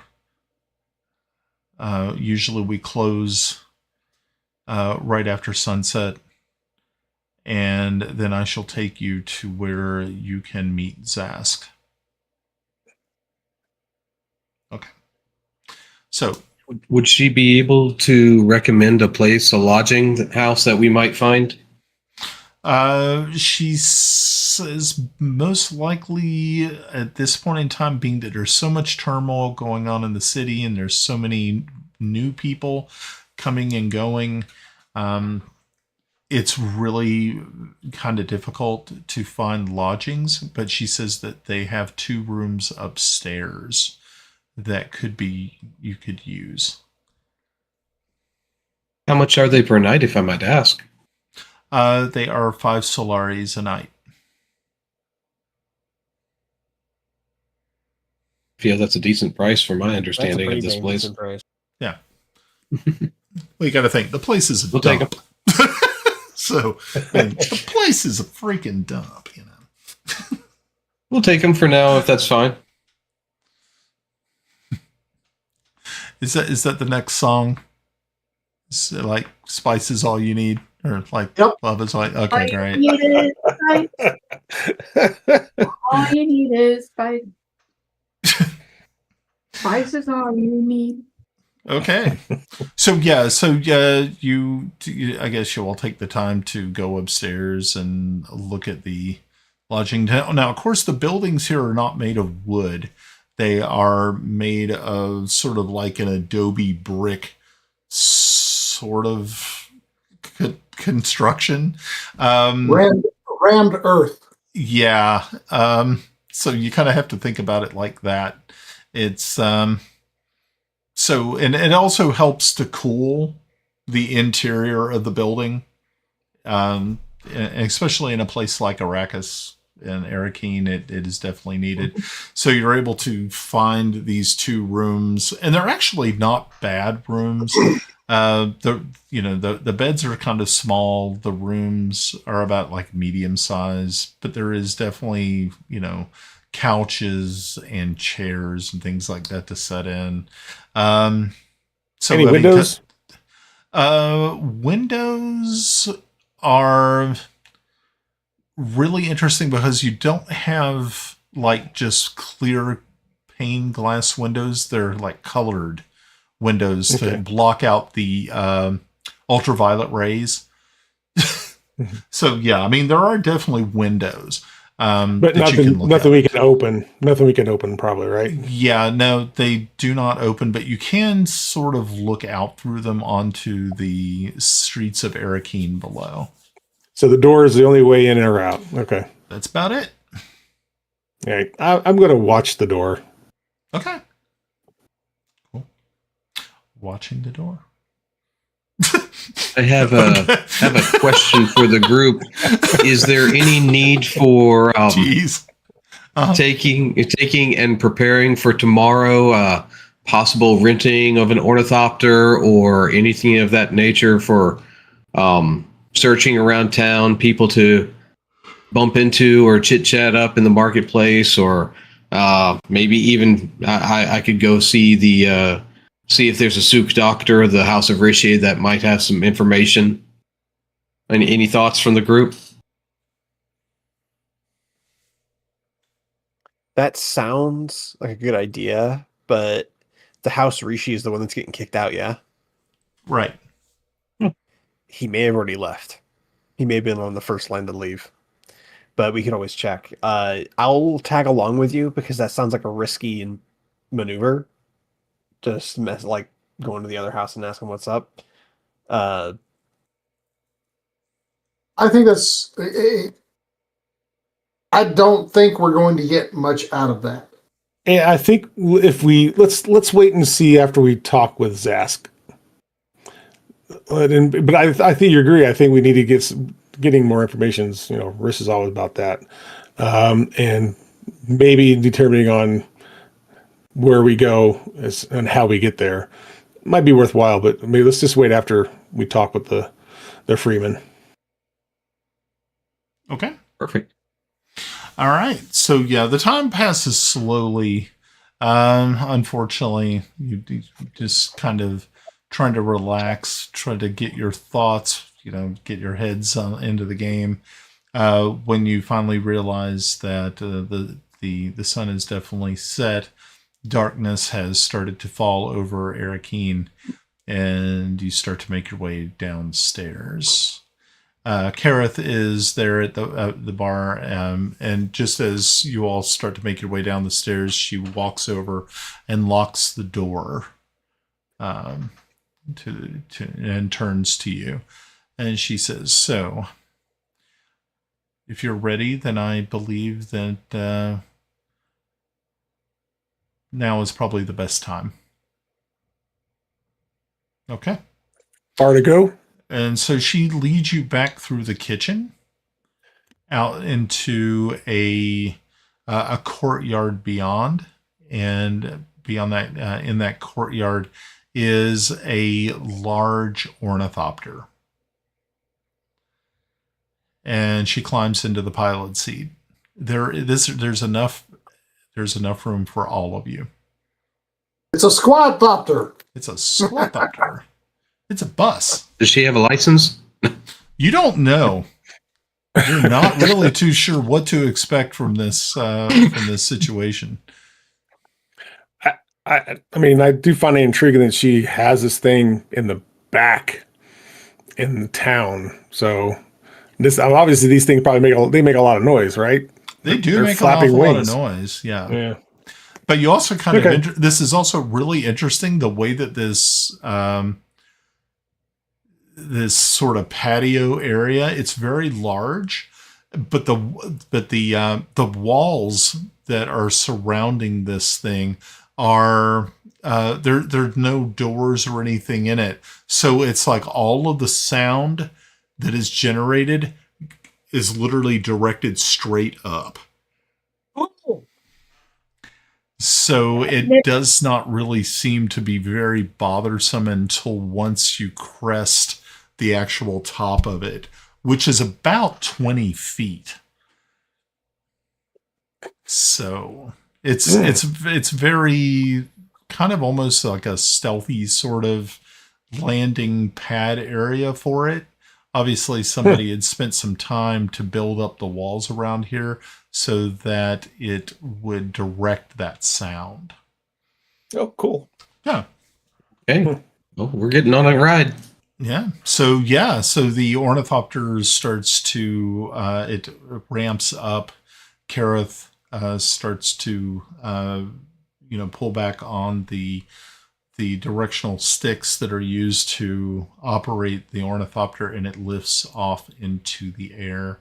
And within just a few seconds, you crest the wall and you start to make your way over the city of Arakeen. Then just a moment, you're over the shield wall and into the open desert beyond. Of course, at night, the desert is very, very different.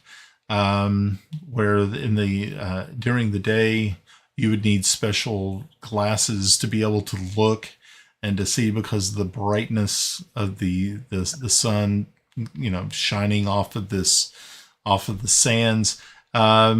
It's a different world, and you can actually see that there is life that is under the sand other than just the worms.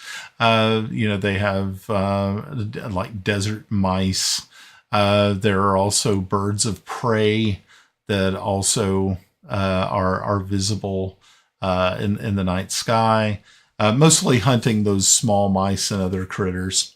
And as you start to make your way over that and into the desert and past the first couple of rocky outcroppings, you are definitely into the open desert. And it takes about 30 minutes for you to finally see an outcropping in the distance. And the ornithopter starts to land. And I'm now going to switch over to the map. So you didn't think I was going to have a map, huh? Well, surprise, surprise. We've got a map, kids. Ooh, look at that. Yeah. And then I'm going to also show the map to our friends at home. Ooh. Whee! Yes, enjoy this. That's Jesus. Enjoy this fine map. Is that Jesus?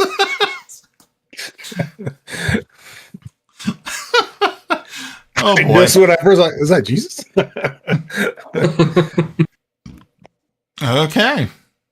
There's just too many good folk songs to do with this. Is there now? Okay. Oh yeah. We now got Dune, spice. Joe, forget about me. Dune, Dune, Dune, Dune. I did Spice Baby. It's in the Dune adventure chat. Spice, baby. I saw the Spice Shack one. Yeah. Spice Shack. Okay. So, But also, all you need is spice. yeah. So, as the ornithopter lands, you all start to pile out. You see that Kareth just sort of waves through the cockpit, staring up at a man who is staring down on you all from this like outcropping here, and you kind of gather that this is obviously the man that you're looking for. And as you start to step away from the ornithopter takes off and starts to fly away, leaving you here in this little desert outpost. Right. Your inspiration is a little better now. I was going to pay her in the morning. And Greta, I see you've been warned. I've been what? Yeah, you've been warned. Dragonfly Mom 5 has been warned. Duplicate text. Oh. Oh, yeah. Yeah. Next thing you know, I'm going to have to ban you from the chat. That's okay. You're fine with it. Be like, yes, I volunteer as tribute. Ban me. So are we? I guess are they? Did he indicate if we go into the tent that's near us, or do we walk up to this guy? He actually shouts down to you. Come on up. And so, yeah, we're going to change the layer. Okay, cool. Alrighty. So, yeah, you can actually, just move along the sides there until you finally are you're all going to meet inside of his tent. All right. It might get kind of crowded in there. Yeah, that's okay. While we're walking up, are Make we your by ourselves? Make your buddy smile. Like, is there anyone else here? No, you do not see anybody else here at this time. You're also kind of thinking that this is probably the best time for spice smugglers to go out and do their nefarious activities under the cloak of darkness. And so he stands inside of his tent and says, Kareth said that you were looking for me. What is it that you want? Are you here for spice? Ironically, no. The spice of life. He says, then I do not know what sort of business that you have with me. Have. I had one good roll and one decent roll. You know what's going to happen at the third time, right? Well, if it's your normal schedule, you'll get a natural 1. No, it'll be a critical 20. Well, I think it should be either our advisor or our lady that should do this bit. Advisor, I'm not supposed to be here, remember? Okay. Oh, we understand that you have access to various different wares. We're not necessarily interested in spice per se. We're aware that there are some other things that you have or can access that we would be very, very interested in acquiring. These things would be atomics.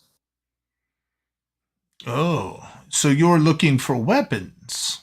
No, we're not looking for weapons. We're looking for nuclear fuel. Looking for nuclear missiles. You're looking for nuclear fuel rods. I see. Yes. So what you want is you need access to Rhys' nuclear bunker. Yes. I see. Yes. I don't. I know where this bunker is at. To get to it is a little bit more difficult. But I think for the right price, I as a matter of fact, I would like to inquire, where are you from?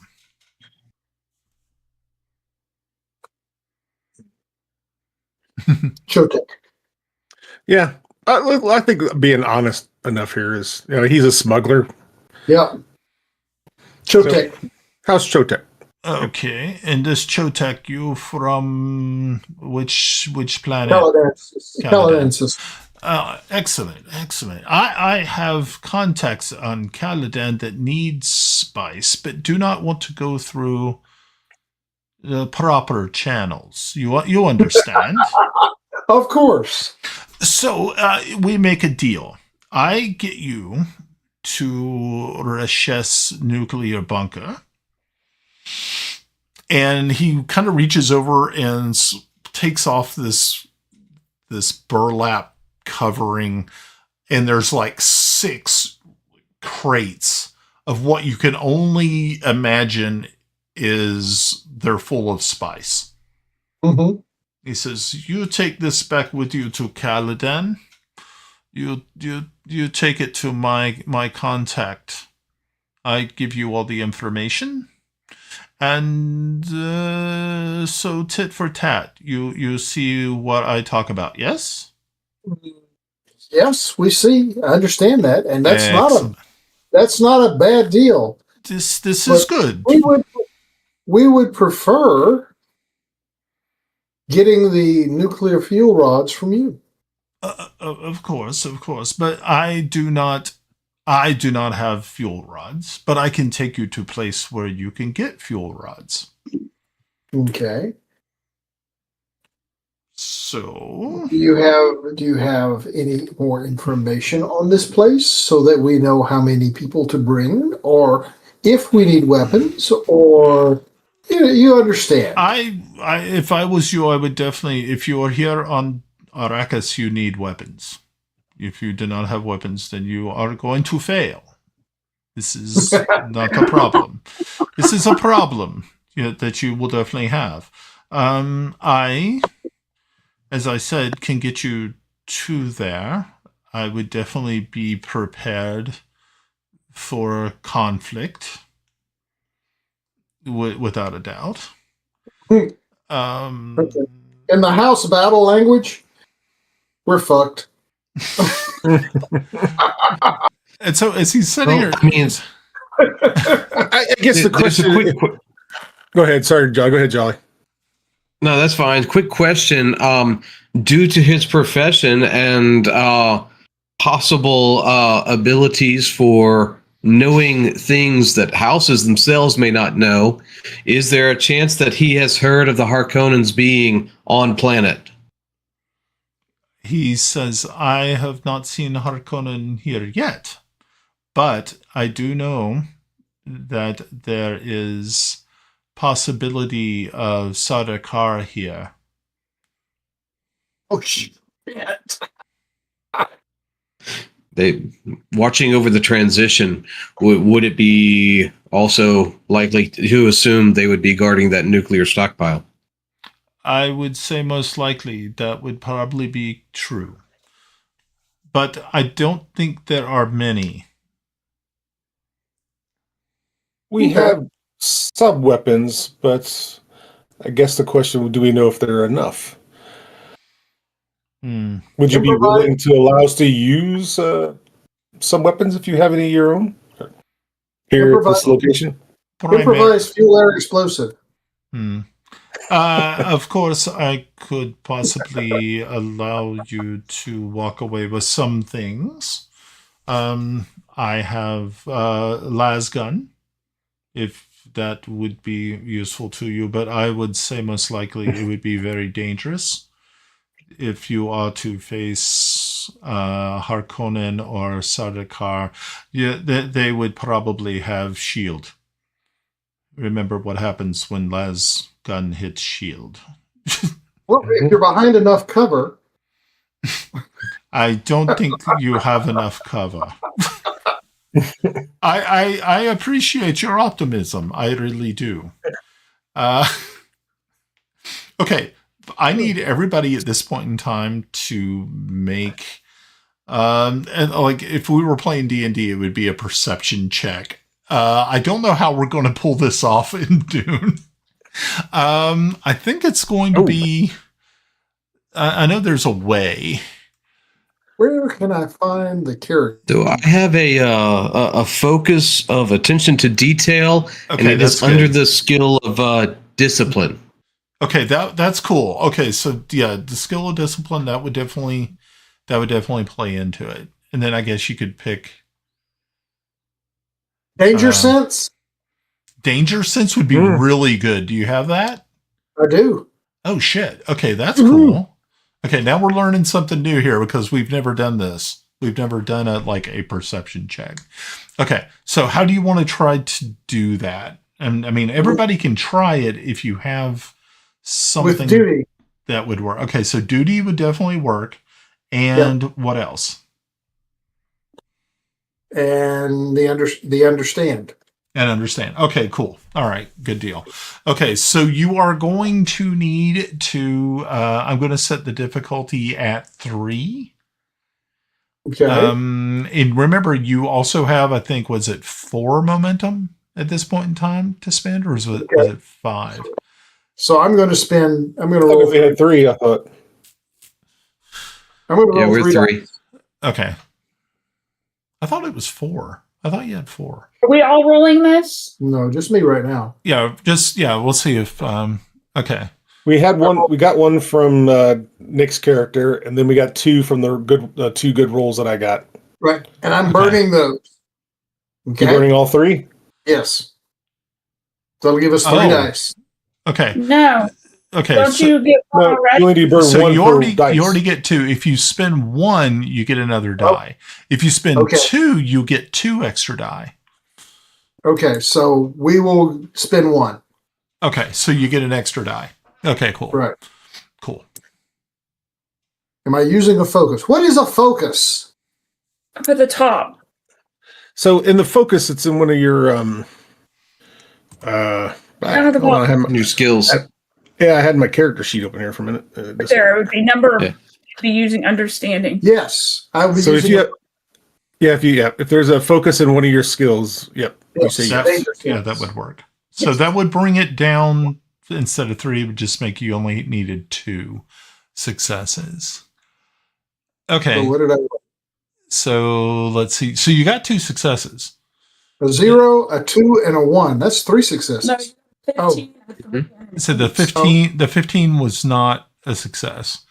The So I got 2 the 3 would have been 2 successes. So actually, you are able to bank one of those successes. So you end up getting that success back, and you got 2 successes. Okay, so very good. So you're still back at 3. So this is really, really good. But Yadek, as you were sitting there, you hear something that kind of makes the hair on the back of your neck sort of stand up, and it sounds like a suspensor field on a small object. Actually, and the object, as you see out of the corner of your eye, is a hunter seeker, and it's literally heading right towards Zask. Okay.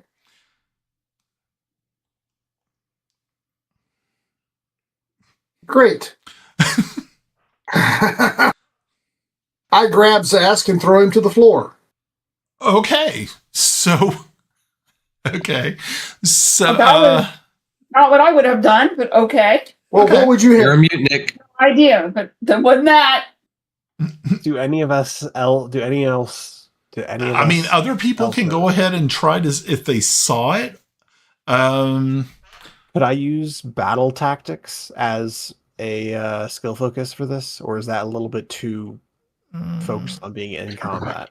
Yeah, I would think that would be more of a combat situation instead of just seeing or observing something. We have a secret. How do we decide if we can see the secret needle or not? Well, it's going to end up in me because I'm covering him up. I'm on top of him. Right. Yeah, but do we see it? You'll see it in just a minute. You'll see it here in about 15 seconds. What? Or less than that, actually. Okay, so without any understanding, the rest of you are just totally caught off guard. Yadek literally launches himself across the tent and tackles. We're going to have to make a roll for this one as well. I have specialization in unarmed combat. Oh, perfect. Okay, cool. So that's good. So it's going to be 2 successes. So figure out how you want to go ahead and do that. Okay, it's going to be battle. Okay. The drive is No, duty. you have. Yep. The drive is duty. Drive is Okay. duty. Okay. He said duty. I'm going to burn 2 dice, which means 3 points. Right? No. Okay. So if you burn 1 momentum, you get another die. Right. If I burn 3, I get 2 more. You get 2 more. Yes. Right. So that's what I'm doing. So Okay. We're going. Do you have a You gonna focus burn all in battle? 3? In other words, I'm going from 2 dice to 4 dice. Right. Okay. Okay. Are you using a focus? Yes, I am. Okay. So really, that just kind of brings it down to 1 die. But okay, go ahead. So make your rolls. Oh. Maybe Yeah, but you got a natural 20 on one of those too. Ouch. Okay, so you were able to make, so you only really needed 1 success, so you were able to bank 4 momentum, but you get a complication. And this is where the complication is going to come in. Yes, you are able to save him, but you are indeed stabbed by the Hunter Seeker, and it delivers its poison payload into you. Mm-hmm. Okay. Over the jolly. Okay. So the rest of you know, being that you are a part of a house and you have been guarding and a heir to the throne, you realize that Hunter Seekers are used by assassins and they have to be operated by someone nearby. So someone has to be nearby that is operating this thing. You know this. But right now, Yadek is in really dire straits. The poison is of the killer type, and he is looking very, very bad. Zask sees this thing literally sticking out of the back of your shoulder blade and is immediately like, very, very upset about the whole situation as he tries to kind of wriggle out from under you because you're kind of laying on top of him. And you're right now paralyzed. You have no way of being able to stand up as the poison is very fast acting and it will definitely kill you. Okay, go ahead. What you guys got for me? Okay.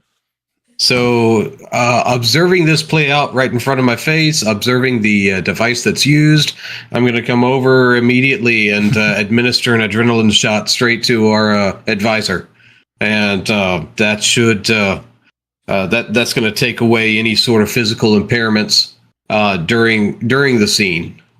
Okay. Okay. So what that does is it removes.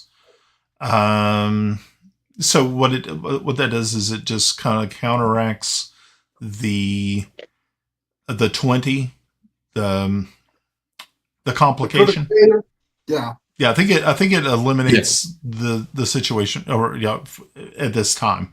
Okay, for this scene. Okay, cool. Yeah, mainly it says use an action to remove the effects of any physical complication from any PC or any player in zone. It does not fully remove it. It returns at the end of the scene, used once per character per scene. Okay. So it's a delay. Okay. So yeah, once that happens, once the scene ends, then of course it'll start taking its course. So we're gonna have to try to find some way of being able to counteract that poison. I don't know if you have something. I don't know if there's something special you have. Eventually, at this time would be identification. To see if I might have an antidote, or maybe Zask has an antidote or something. Being that he is in the smuggling business, he may be aware of these items. But investigation on my part to figure out exactly what type. I think you already said it was kind of killing, but I don't know if Dr. Soon knows that just yet. Right. But I didn't know if other people wanted to take immediate action in chasing after or searching for the driver of the flying bug. Yeah, as soon as I notice the Hunter Bug. Seeker, I throw in my shield unit and I draw my sword, and I want to step out from the and immediately start scanning the area to see if I notice any like obvious place where someone could be hiding close enough to be operating a drone. Okay. I'm gonna follow, doing the exact same thing, but I have decisive action and composure. So scanning and looking. I was gonna ask if battle tactics would help in this situation. Seeing like a place with good cover that's close by. Yeah, it would work for that.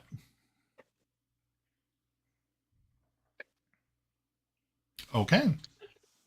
So did the needle come from did the needle come from this direction over here? Wow, crud. Stop it.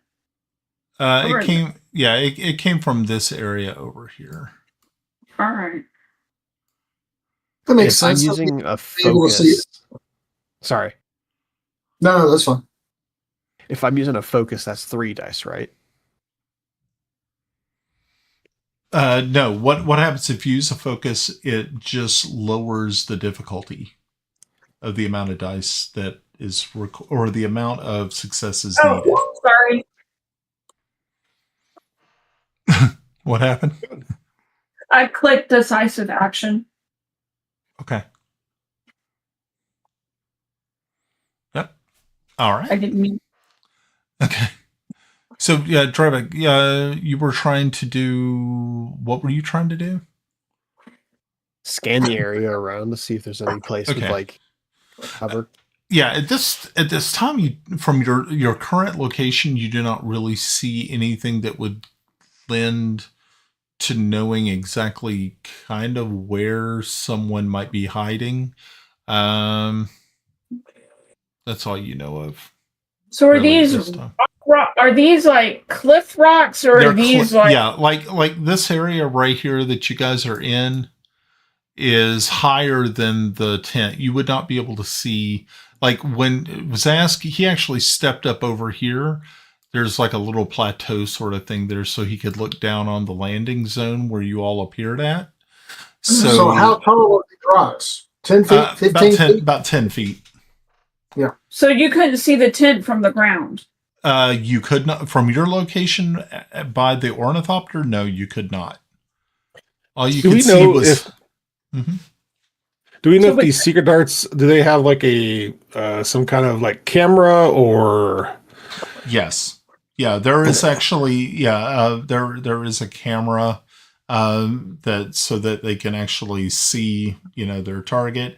But the thing is, though, with these hunter seekers, if something isn't moving, if the target isn't moving, it's extremely still, the camera doesn't really work that well.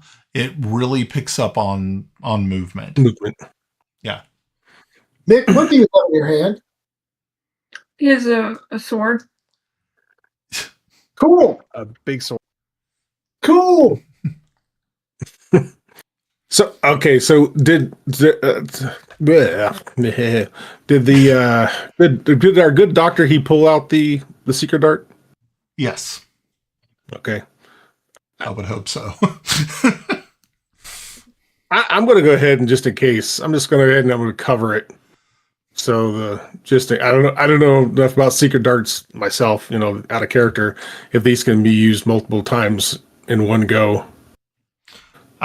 Usually when they deliver their poison payload, then they return back to the assassin that set them. But at that point in time, like I said, Yadek jumped over, saved Zask's life, and then the good doctor ran over real quick. And so, like, it probably about that same sort of moment, you could have ran over very quickly and grabbed the hunter seeker. Now, remember, it also has that suspensor field, so it makes it kind of slippery. But being that it was stuck in Yadek's back at that point in time, you were able to get a good grip on it. So now you actually you have it. Okay. Yeah. Yeah. Yeah. I'm definitely going to cover it up just in case Okay. the guy's still Quick watching. question: Do you want to release it so it goes back and you can track it? Because the person may not know exactly fully what happened. Yeah, I was thinking that, but it sounds like it's once it's done, it's range of up to 50 meters. So range of 50 meters. Yeah. And I don't think that it works that way. I think it's a one shot, one kill, or fire and forget. Oh, I'm sure you could do that. But so yeah. Brian, you're saying we can let it go and follow it? Yeah, I mean you could if you want. I will. I'm going to make that canon for Okay. my game. I'll tell you what. I'll let go of it, and I'm going to follow it, and I'm going to be stealthy about it. Okay. So what it does is it starts to make its way back out, and once it gets like over to this part of this rocky wall, it goes over the rocky wall, and you lose sight of it. I can't keep up. Okay. I didn't think so. It's gone that way. So I'll let Dravek know and our lady point that's that way. Okay. So. All right. I move to. Can I jump down this 10-foot gap? You can. Yeah. I mean, you can give it a try. I mean, it's 10 feet. I would say that if you were going to, you could definitely roll for it. The difficulty would be 1, or you could just run around to the side there or whatever, and whatever you want to do, whatever you'd like to do. I want to try jumping down just in case we lose it if it moves too fast. Okay, so like I said, there was this little platform area right here.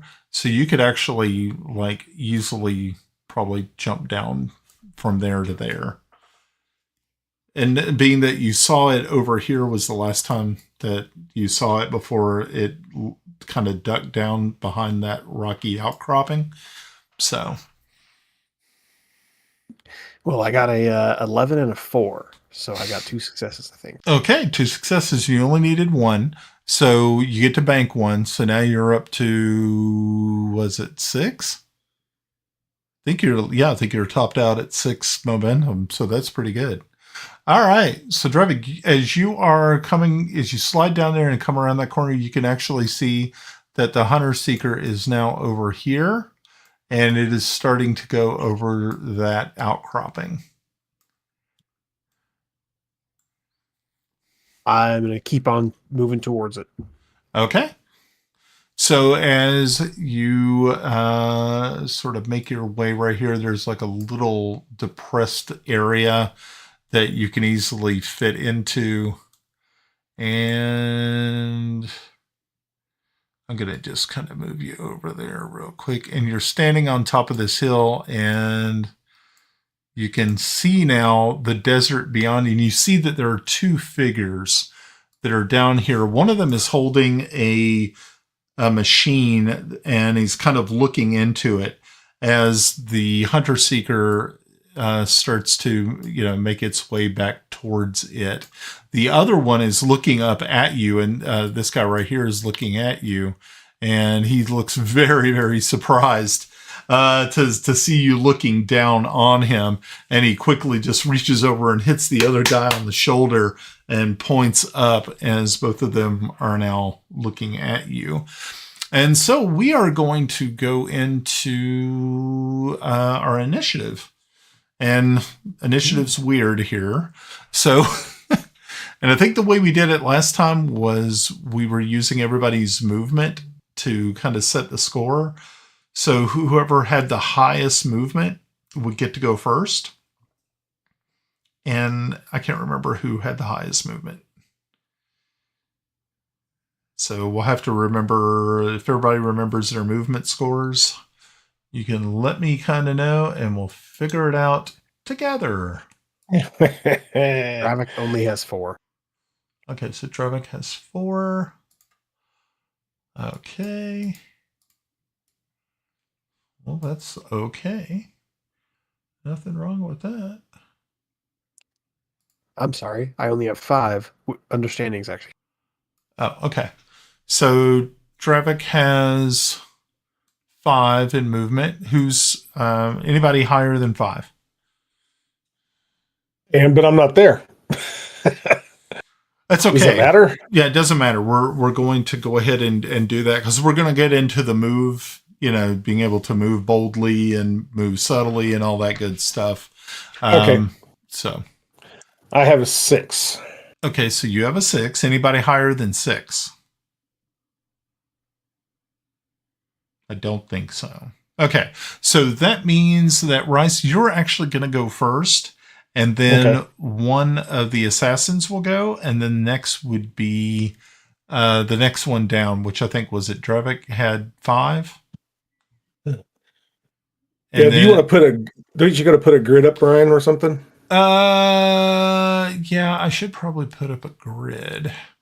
Let me put up a grid. Let's see, where's all my grids at? I know I have them. Oh, okay, here we go. Here's a good grid. I'm going to place it on that later. You can also you could just define the zone if you wanted to. Yeah. That'd be cool too. I mean, we don't have any sort of distance moving that we can do. Usually it's moving one zone to the other zone. Okay. So I've set this up. I think this is probably not too bad. So what do you guys think? Not bad? I think that'll work. No, looks good. Okay, cool. I'm gonna That'll move. I'm gonna move that back to the map layer. Let's see if it'll let me do it. It did. Okay, cool. Alrighty, so we are here, and Rhys, you are up first. What are you doing? Well, I wanted to stay here because I didn't want the doctor to be left alone, but Okay. he does have. Well, I look at it this way because, like I said, it's been a while since I had watched Dune in any format.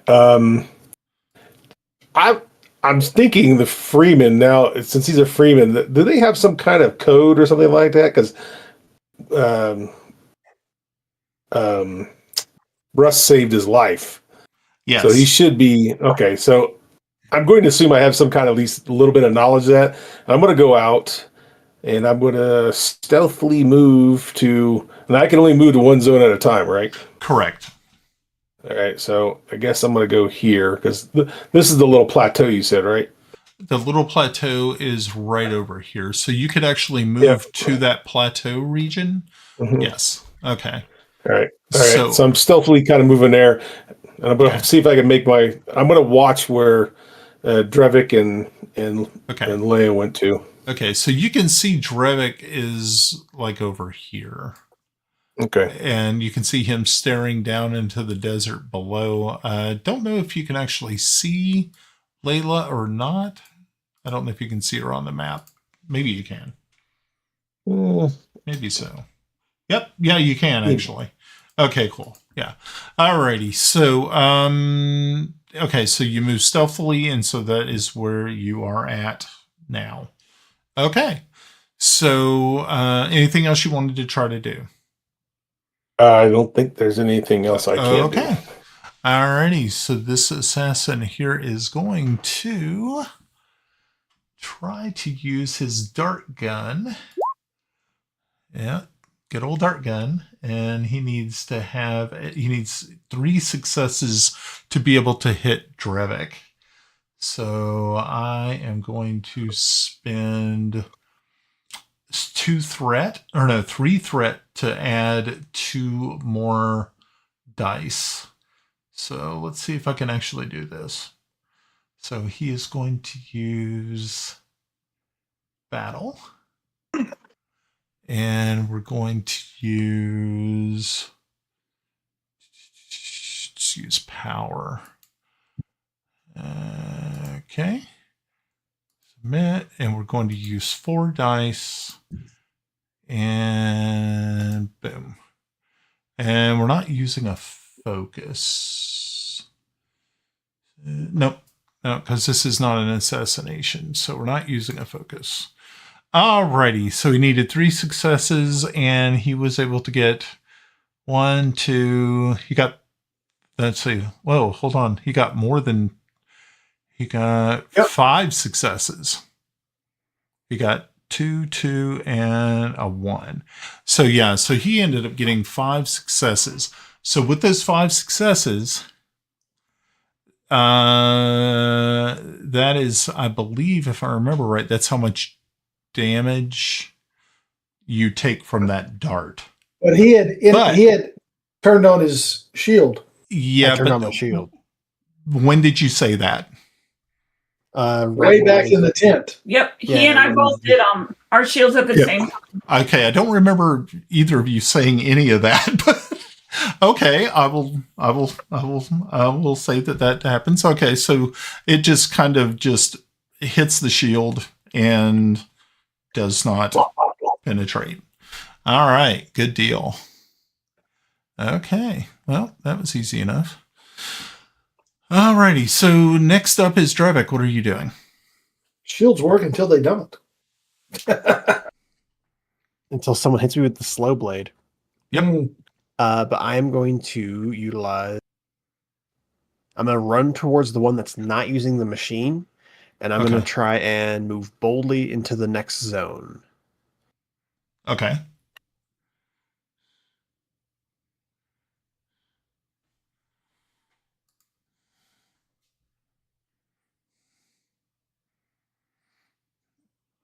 Okay, and you would only you'd only need to move boldly. You would, being that you were having to go down that side of that hill, you would only need a 1 success, but you ended up banking 1. But I think you guys still had. I think you have 6, which is like the total. You can't go over 6. Yeah. So okay. So cool. So okay, so you were able to make that move. You moved down there, and now you can move boldly to attack. Which one are you attacking? The one who's not using the machine. Okay, so that's that guy right there. Okay, go ahead.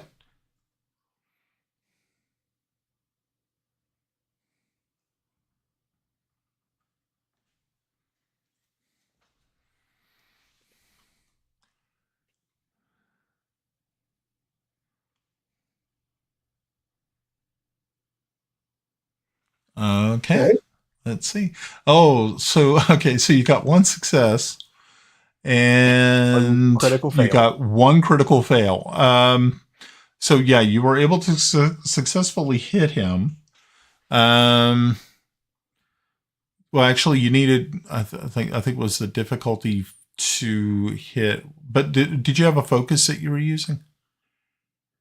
Yeah, I was using long blade. Okay, cool. All right, so it would bring it down to one success, but you did get a critical failure, which means you are going to get a complication. So when you went to do that, this one right here was able to take the time. How do I want to play this?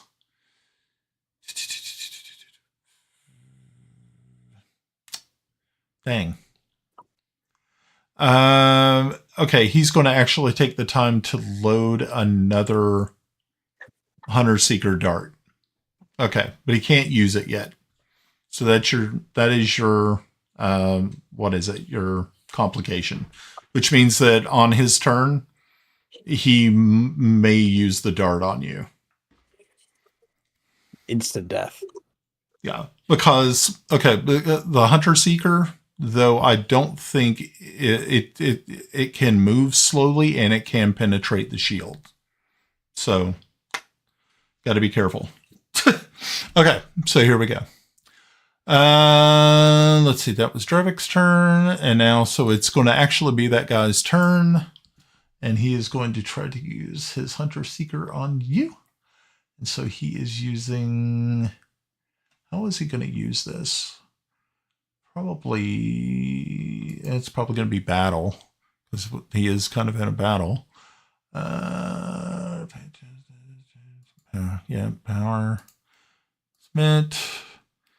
Okay, he is only going to use 2 dice. And boom. Okay.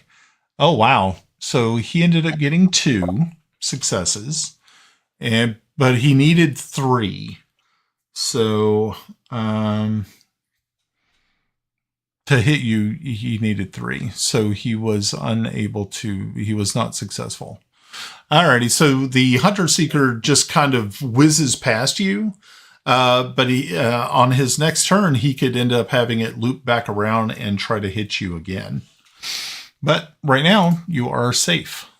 So who was after Dravek? He had 5 move. Who's next? 5. But you're prone. Am I? Yeah, you're not going anywhere. Well, Paralyzed, buddy. well, wait. Okay, no, his complication. His complication has been suspended until the next scene, so he can actually act. He can actually do something. Okay. Yahoo! Okay, so make your move. Look, I'm on adrenaline. I mean, I'm flying at this point. Yeah. Okay. Okay, so yeah, you move to that location. You need to make a move check, and you need You need a 1 success. All right. This is obviously boldly. Move! Yay! Yeah. How many dice do we get? 1? Nope. 2. Oh. Okay, but he only needed 1 to successfully maneuver down the side of this escarpment. Okay. Yahoo!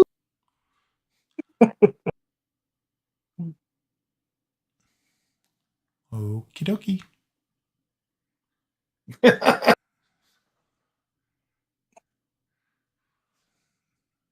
All right. So this is all done. He's going to have the shakes and his fall to the ground. Yeah. Yeah, basically.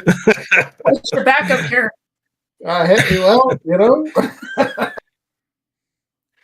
Probably somebody with a lot more combat firepower. Okay. All right. So what are we doing? Who's Number 4? Who has 4 movement? Yep. Who's 4? I have 4. Okay. You have 4. So Layla, you can go ahead and make your move. Can I go up the cliff right here? Oops. Where are you going? Can I go up that? Yeah, you can. You can. Yeah. Oh wait, no, I can't. There you go. That's as far as it'll let me go. Well, that's because you can't. Oh! Okay, I'm assuming I gotta do something for the climb. Yeah, you'll have to make a move. Yeah, and you'll need 2 successes. Because you're not a battle master. Hardcore and shit.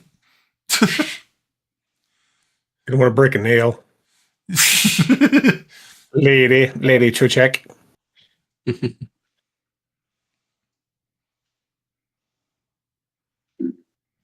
Yeah, that would go under that. Oh. Slide face first down the hill. Flat in your face. Okay, so yeah, you literally tumble off of it.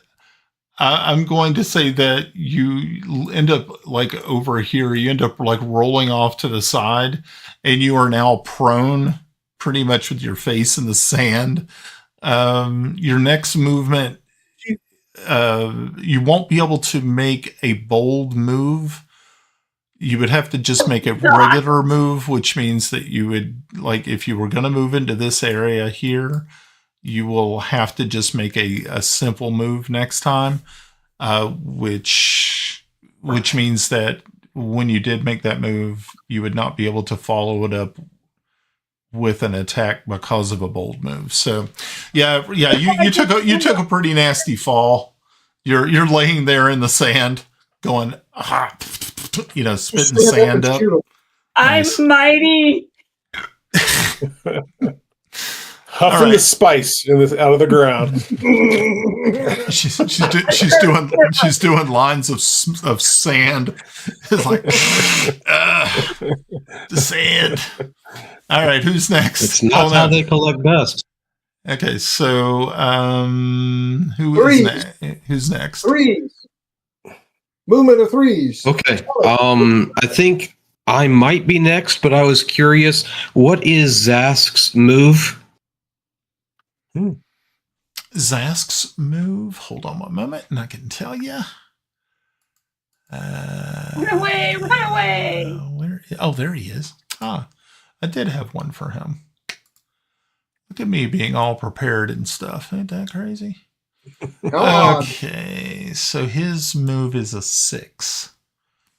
Oh, he should go first. I believe he would probably take action before me. Okay, well, but I would love to get some words of encouragement, if I may, to him. Okay, go ahead. Just mainly spilling out to him that the fellow who just saved his life is not fully healed. He is running on chemicals that he will eventually fall. Please aid him and help us defeat your foes. Okay, so he just says, I don't believe I actually have anything to counteract this poison, but what we can do is we can give him a copious amount of spice, which may help. Oh, yeah. Hey, we're going to shoot this shit up. All right. Okay, well, let's take care of the threat first, and absolutely we will look at that as an alternative and see what we've got in our stores that we brought with us. Okay. Alrighty. So very good. So yeah, he heads over there to the platform so he can kind of see what's kind of going on. Were you moving anywhere, or talk is? Yes, I was gonna move, but I was trying to see if Task was gonna help us fight his enemies. It looks as though he's heading that way. Okay, I heard him getting on the platform to look. I wasn't sure if he was actually going to go further, but yes, I plan to move boldly into the square with Pav. With Yadek. That's Sorry. Yeah. Well, you're chasing me going, you dumbass, sit down! Okay. Pretty much. Okay. Pretty much. Just to get, okay, guys. If you are trying to overcome like an obstacle, like these outcroppings and stuff like that, these little cliff things, it would be kind of impossible to move boldly. You can move boldly into a square where you have an enemy, and then use that, to make another attack. Right now, you couldn't do that. Okay, just to clarify. Okay, cool. So just a regular move. Just a regular move, and let's see how you did. Okay. Yeah, I want to see if you fall down there, and a 2 and an 8. He's good. Okay, I guess that's probably pretty good. Is your character sheet not working? I mean, that's okay. I think this is my first roll of the evening. Oh, okay. Oh, And he Wow. didn't crash So- your helicopter. Yeah, he didn't crash into I mean, That was nice. do you want me to re-roll, or is that okay? That's okay. As long as Okay. it meets your numbers, that's the only thing that I'm Yeah. more concerned. I'm sure So the mainly 2 with does. move, yeah, with move, it's a 4, and I mean justice. The idea is I must shield those in my care. That's a 6. So Okay. I mean 10 is what I needed to Okay, cool. hit up. So most likely, I think the 2 would have generated 2 or 2 successes for you, because it's under the Okay. 4. Okay. So, but Sure. you guys are already topped out on momentum, so there's not really much that Right. you can't bank anything else, unfortunately. Okay, very good. You did good. Alrighty. So I think we are back up at the top of the movement, which is Rhys, correct? no, I think is it Dravek? Yeah. No, I think Is it- your move is higher than his. Oh, was it? Okay. All right, cool. All right, I'm going to move into the next space, and I think I can get there, right? Through Yep. there? You can get there. Did you want to go over the side there? Yes. Okay. Yes, cool. please. Okay, gotcha. And can I see the our 2 Yep. adversaries? You can see them. All right. So I'm gonna pull out my. Hold on, get my character sheet back out. Oh, come on. I pull out the M240 Bravo.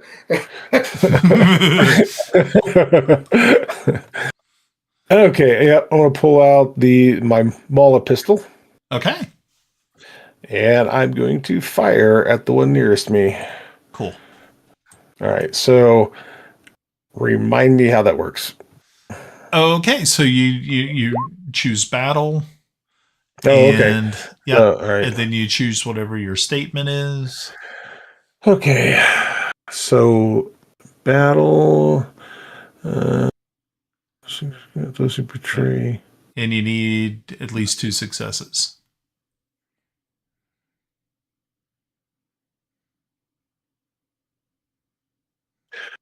So it'll be battle, but I guess I use justice. That's the closest thing it fits, because those who Okay. betray deserve exposure. Okay. Obviously, they tried to kill us, so I'm going to try using that. All right. What's your highest so number? What's the highest number of your truth, and my drive is truth, but it's information. Yeah, it wouldn't Okay. fit. Yeah. Yeah, I think- tried to get it. Yeah. All right. Learn what's so inside this submit. guy's head. Say again? Learn what's inside of this guy's head, like his actual head. Yeah. All right. Yeah. Like there you with, go. like with an axe. Yeah. So because I'm using battle, I don't have any focuses in battle. Right. So I'm not using a focus. Okay. All right. Let's see how that turned out. And Oh you- my God. And you needed 2 successes, and you were able to get both successes. And which one were you Oh, wow. attacking? Is it the this one nearest me. Okay, yeah. that guy is dead. Yeah. Yeah, he Was he drops the- with the needle stuck in his thing. Jugular. In his Okay, jugular. was he the one with the machine? Nope. The other one was. Dang it! Dang it. We need to take out the I- one with. Maybe he has an antidote on him. Okay. So, being that guy's gone, the next one is this attacker. He is going to direct his, what's it called? His Hunter Seeker to strike at Dravek one more time. He needs 3 successes. And he is going to try to do that. He's going to use battle. And he's going to use power. And this time he's going to burn. We're going to burn 1 threat to add another die. Submit. So we're going to add 3 dice. And submit. No focus. Alrighty. So, he got a complication. Okay, but he got 2 successes, but he still needed, but he got the complication. So it did not. So here's the situation: the Hunter Seeker ended up getting stuck in. It ended up getting stuck and malfunctioned once it crossed the shield field. The shield itself.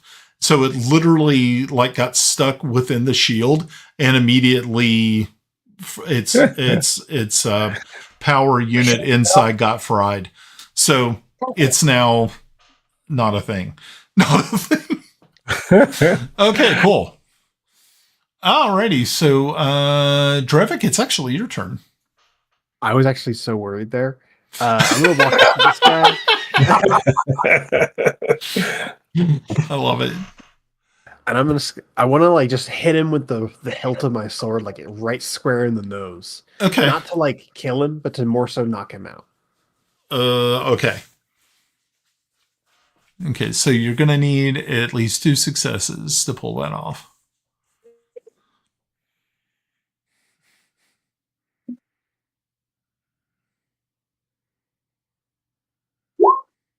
And I'll use battle tactics focus for this. Very cool. Okay, so yeah. So you were able to smash him across the bridge of his nose and knock him out. So he is now incapacitated. And we're out of combat. Yay! And so and you can hear calling over the sands in your direction. You can hear Zask calling out to you. You saved my life. I make sure that you get to the place you're looking for, and we ride the worm. You hear wahoo, and you see me go up the mountain, over the hill. And his arm's still up in the air. Whee! You hear Zask said, "You need to get your friend up here. He needs to get. He needs to be looked after." And so, ladies and gentlemen, I think this is probably not a bad place to call it for the evening. Oh, no. I want to pick up Rock and beat the shit out of the guy with the machine. We could always check to see if he has an antidote on him. You never know. People are stupid. People are stupid. However. Okay.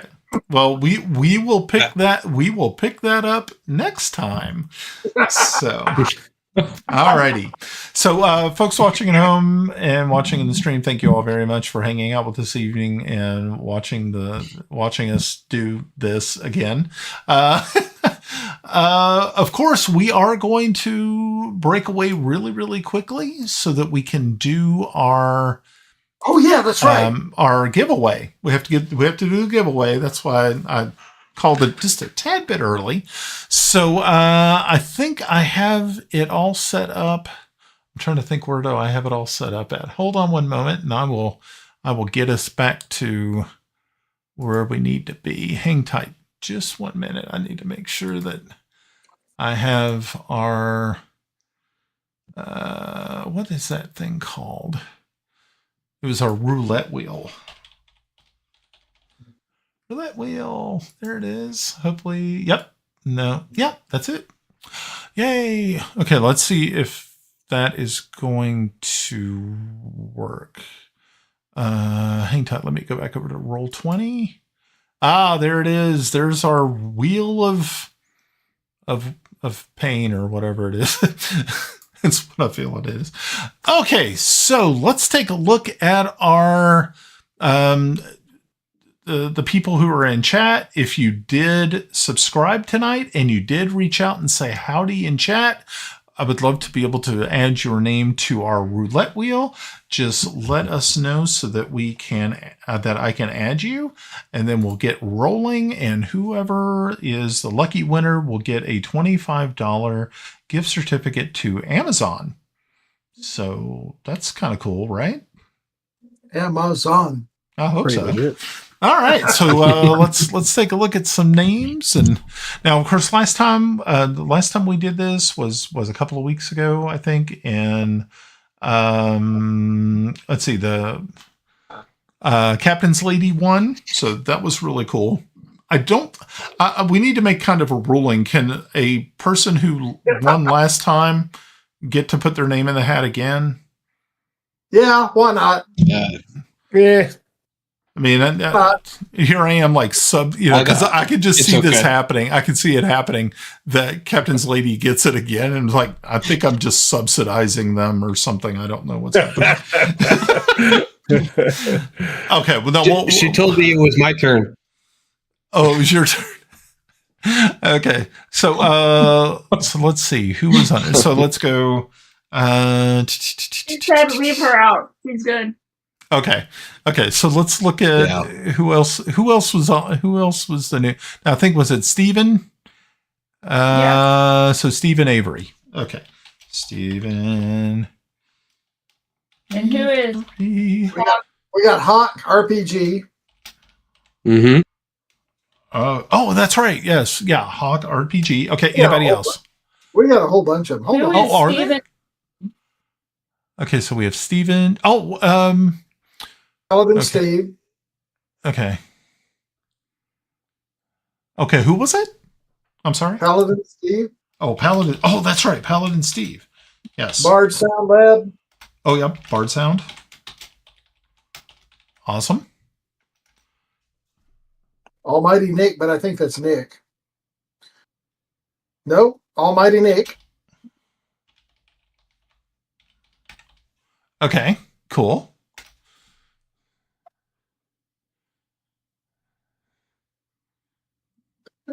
Going once, going twice. Hold on, give me a minute. I'm working through it. I'm working through all of it. Okay. There was a lot of. Paladin Steve and Steve Avery are the same person. Oh, is that the same person? Yes. Oh, yeah. Oh, okay. So let's. Dude, you got to figure out one to handle it and just stick with it. Yeah, really, man. But thank you for inflating. Thank you. Same person. He could have just been like, "No, I'm two different people." Yeah, thank you for inflating our numbers. That's we love that. That's fine. You know, he is a submariner, so what can we say? Oh, is that what it was? All right, we got 4 of them. Run it. Okay. You have a 25% chance. All right. Yeah, you have a 25% chance. So let's see what's happening here. All right. So last call. I'm about ready to click it. Anybody else? Okay. I think we're good. Here we go. And Squirrel. Bard Sound Lab. Woo! Hey, congratulations, Bard. Congratulations. Yay! Okay, Bard, I'll have to get with you here in a couple of minutes to get an email address that you have an Amazon account, and I will immediately get you that e-card sent out to you. So wow, this was like really, really good and a lot of fun. Let's see. So folks, thank you all once again for hanging out and checking out our Dune Adventures in the Imperium game. Players, thank you guys for showing up this evening and I hope you all had fun. Of course, like I said, this game is completely different than what we are normally used to. Yeah, I have numbers are bad. I have no fireballs. I know. No fireballs. Well, that's Once what you get some spice, you may be high enough to think you're a wizard. Yeah, that's right. Yeah. The spice put the zap on your brain, you know? Well, we can hope. It's going to expand my mind. Reach around the horizon. So how many here have watched Bullwinkle and Rocky show, right? Do you remember after each story they would have that narrator come in there and say, tune in next time for blah, blah, blah, or blah, like pun like put something in there. Yeah, a toxic twist or just a dash of spice or how the worm turns, but will Yadek.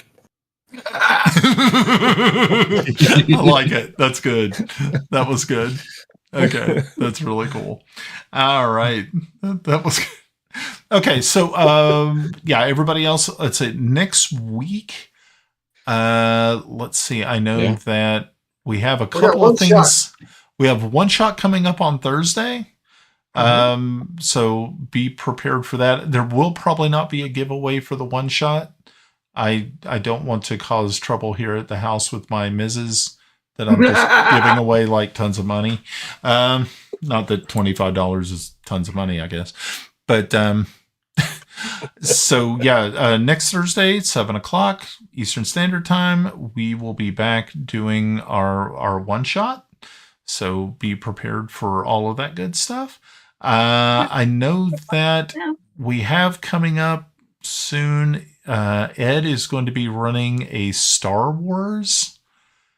I don't know if it's a campaign or just a series of adventures. I do not know yet. I'm not sure. Ed doesn't either. I looked at my character sheet and I'm thinking, okay, this should be interesting.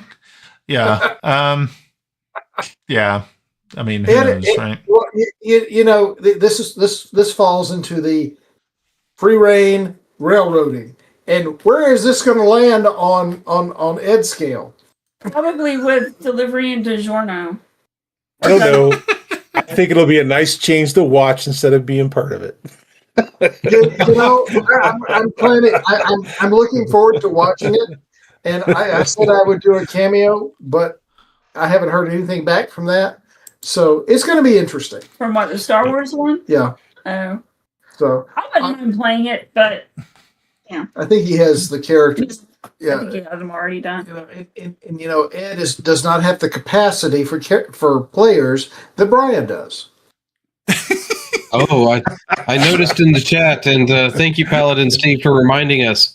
Yes, Ed has said that if we get 175 up to 175 subscriptions on YouTube, he's going to make me wear a Wookiee mask for the game. Oh, that's awesome! Yeah, is it the same Wookiee?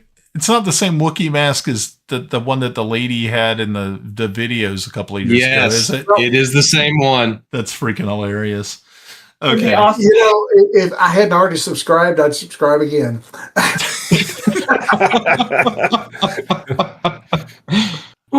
That's right. Now he needs to get somebody to play a Jawa, and all they have is the hood and the dark of the two little red eyes. and you won't know who they are. There you go.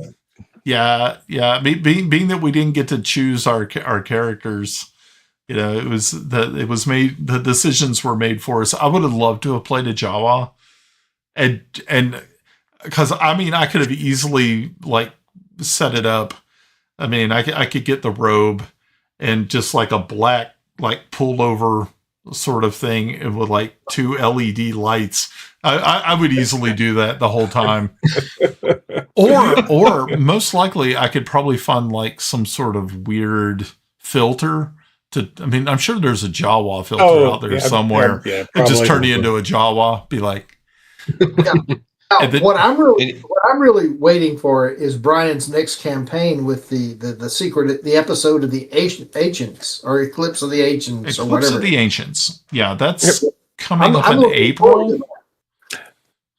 And I will not play a spellcaster. So actually, that's a good question because this is a brand new world. Everything, blah blah blah. Are we using a different game system, or are we using 5e? No, we're going to use 5e, but there's going to be some changes. Weirdness. Yeah. There's going to be some weirdness, yeah. Okay. But mind you, this I've had this game on the back burner for probably about 5 years. So Oh wow. it's in Chotek battle language, we're fucked. yeah. It's not that bad. Okay. Alrighty. Oh, Well, no, but so yes, congratulations to Bard Sound for winning tonight, guys. Again, thank you all for showing up. Thanks everybody in chat. And guys, any parting words before we shut down for the evening? I want to hear. I want to hear. Yeah, I want to hear Yadek sing the "Spice of Life" song. no. Sorry. The Mystic Syndicate is a creation of Just remember, producer and host wherever you go, Brian there Anderson. you are. Dune, Adventures I in did the a lot of Imperium. Brian, is a thank you so much for running the game. product. Yeah, The you're Moon welcome. Secret is a custom Thank you, content adventure created by Yep, Brian thanks, Brian, for the Anderson. fun. All questions or comments can be directed to our email at tmsynd@gmail.com.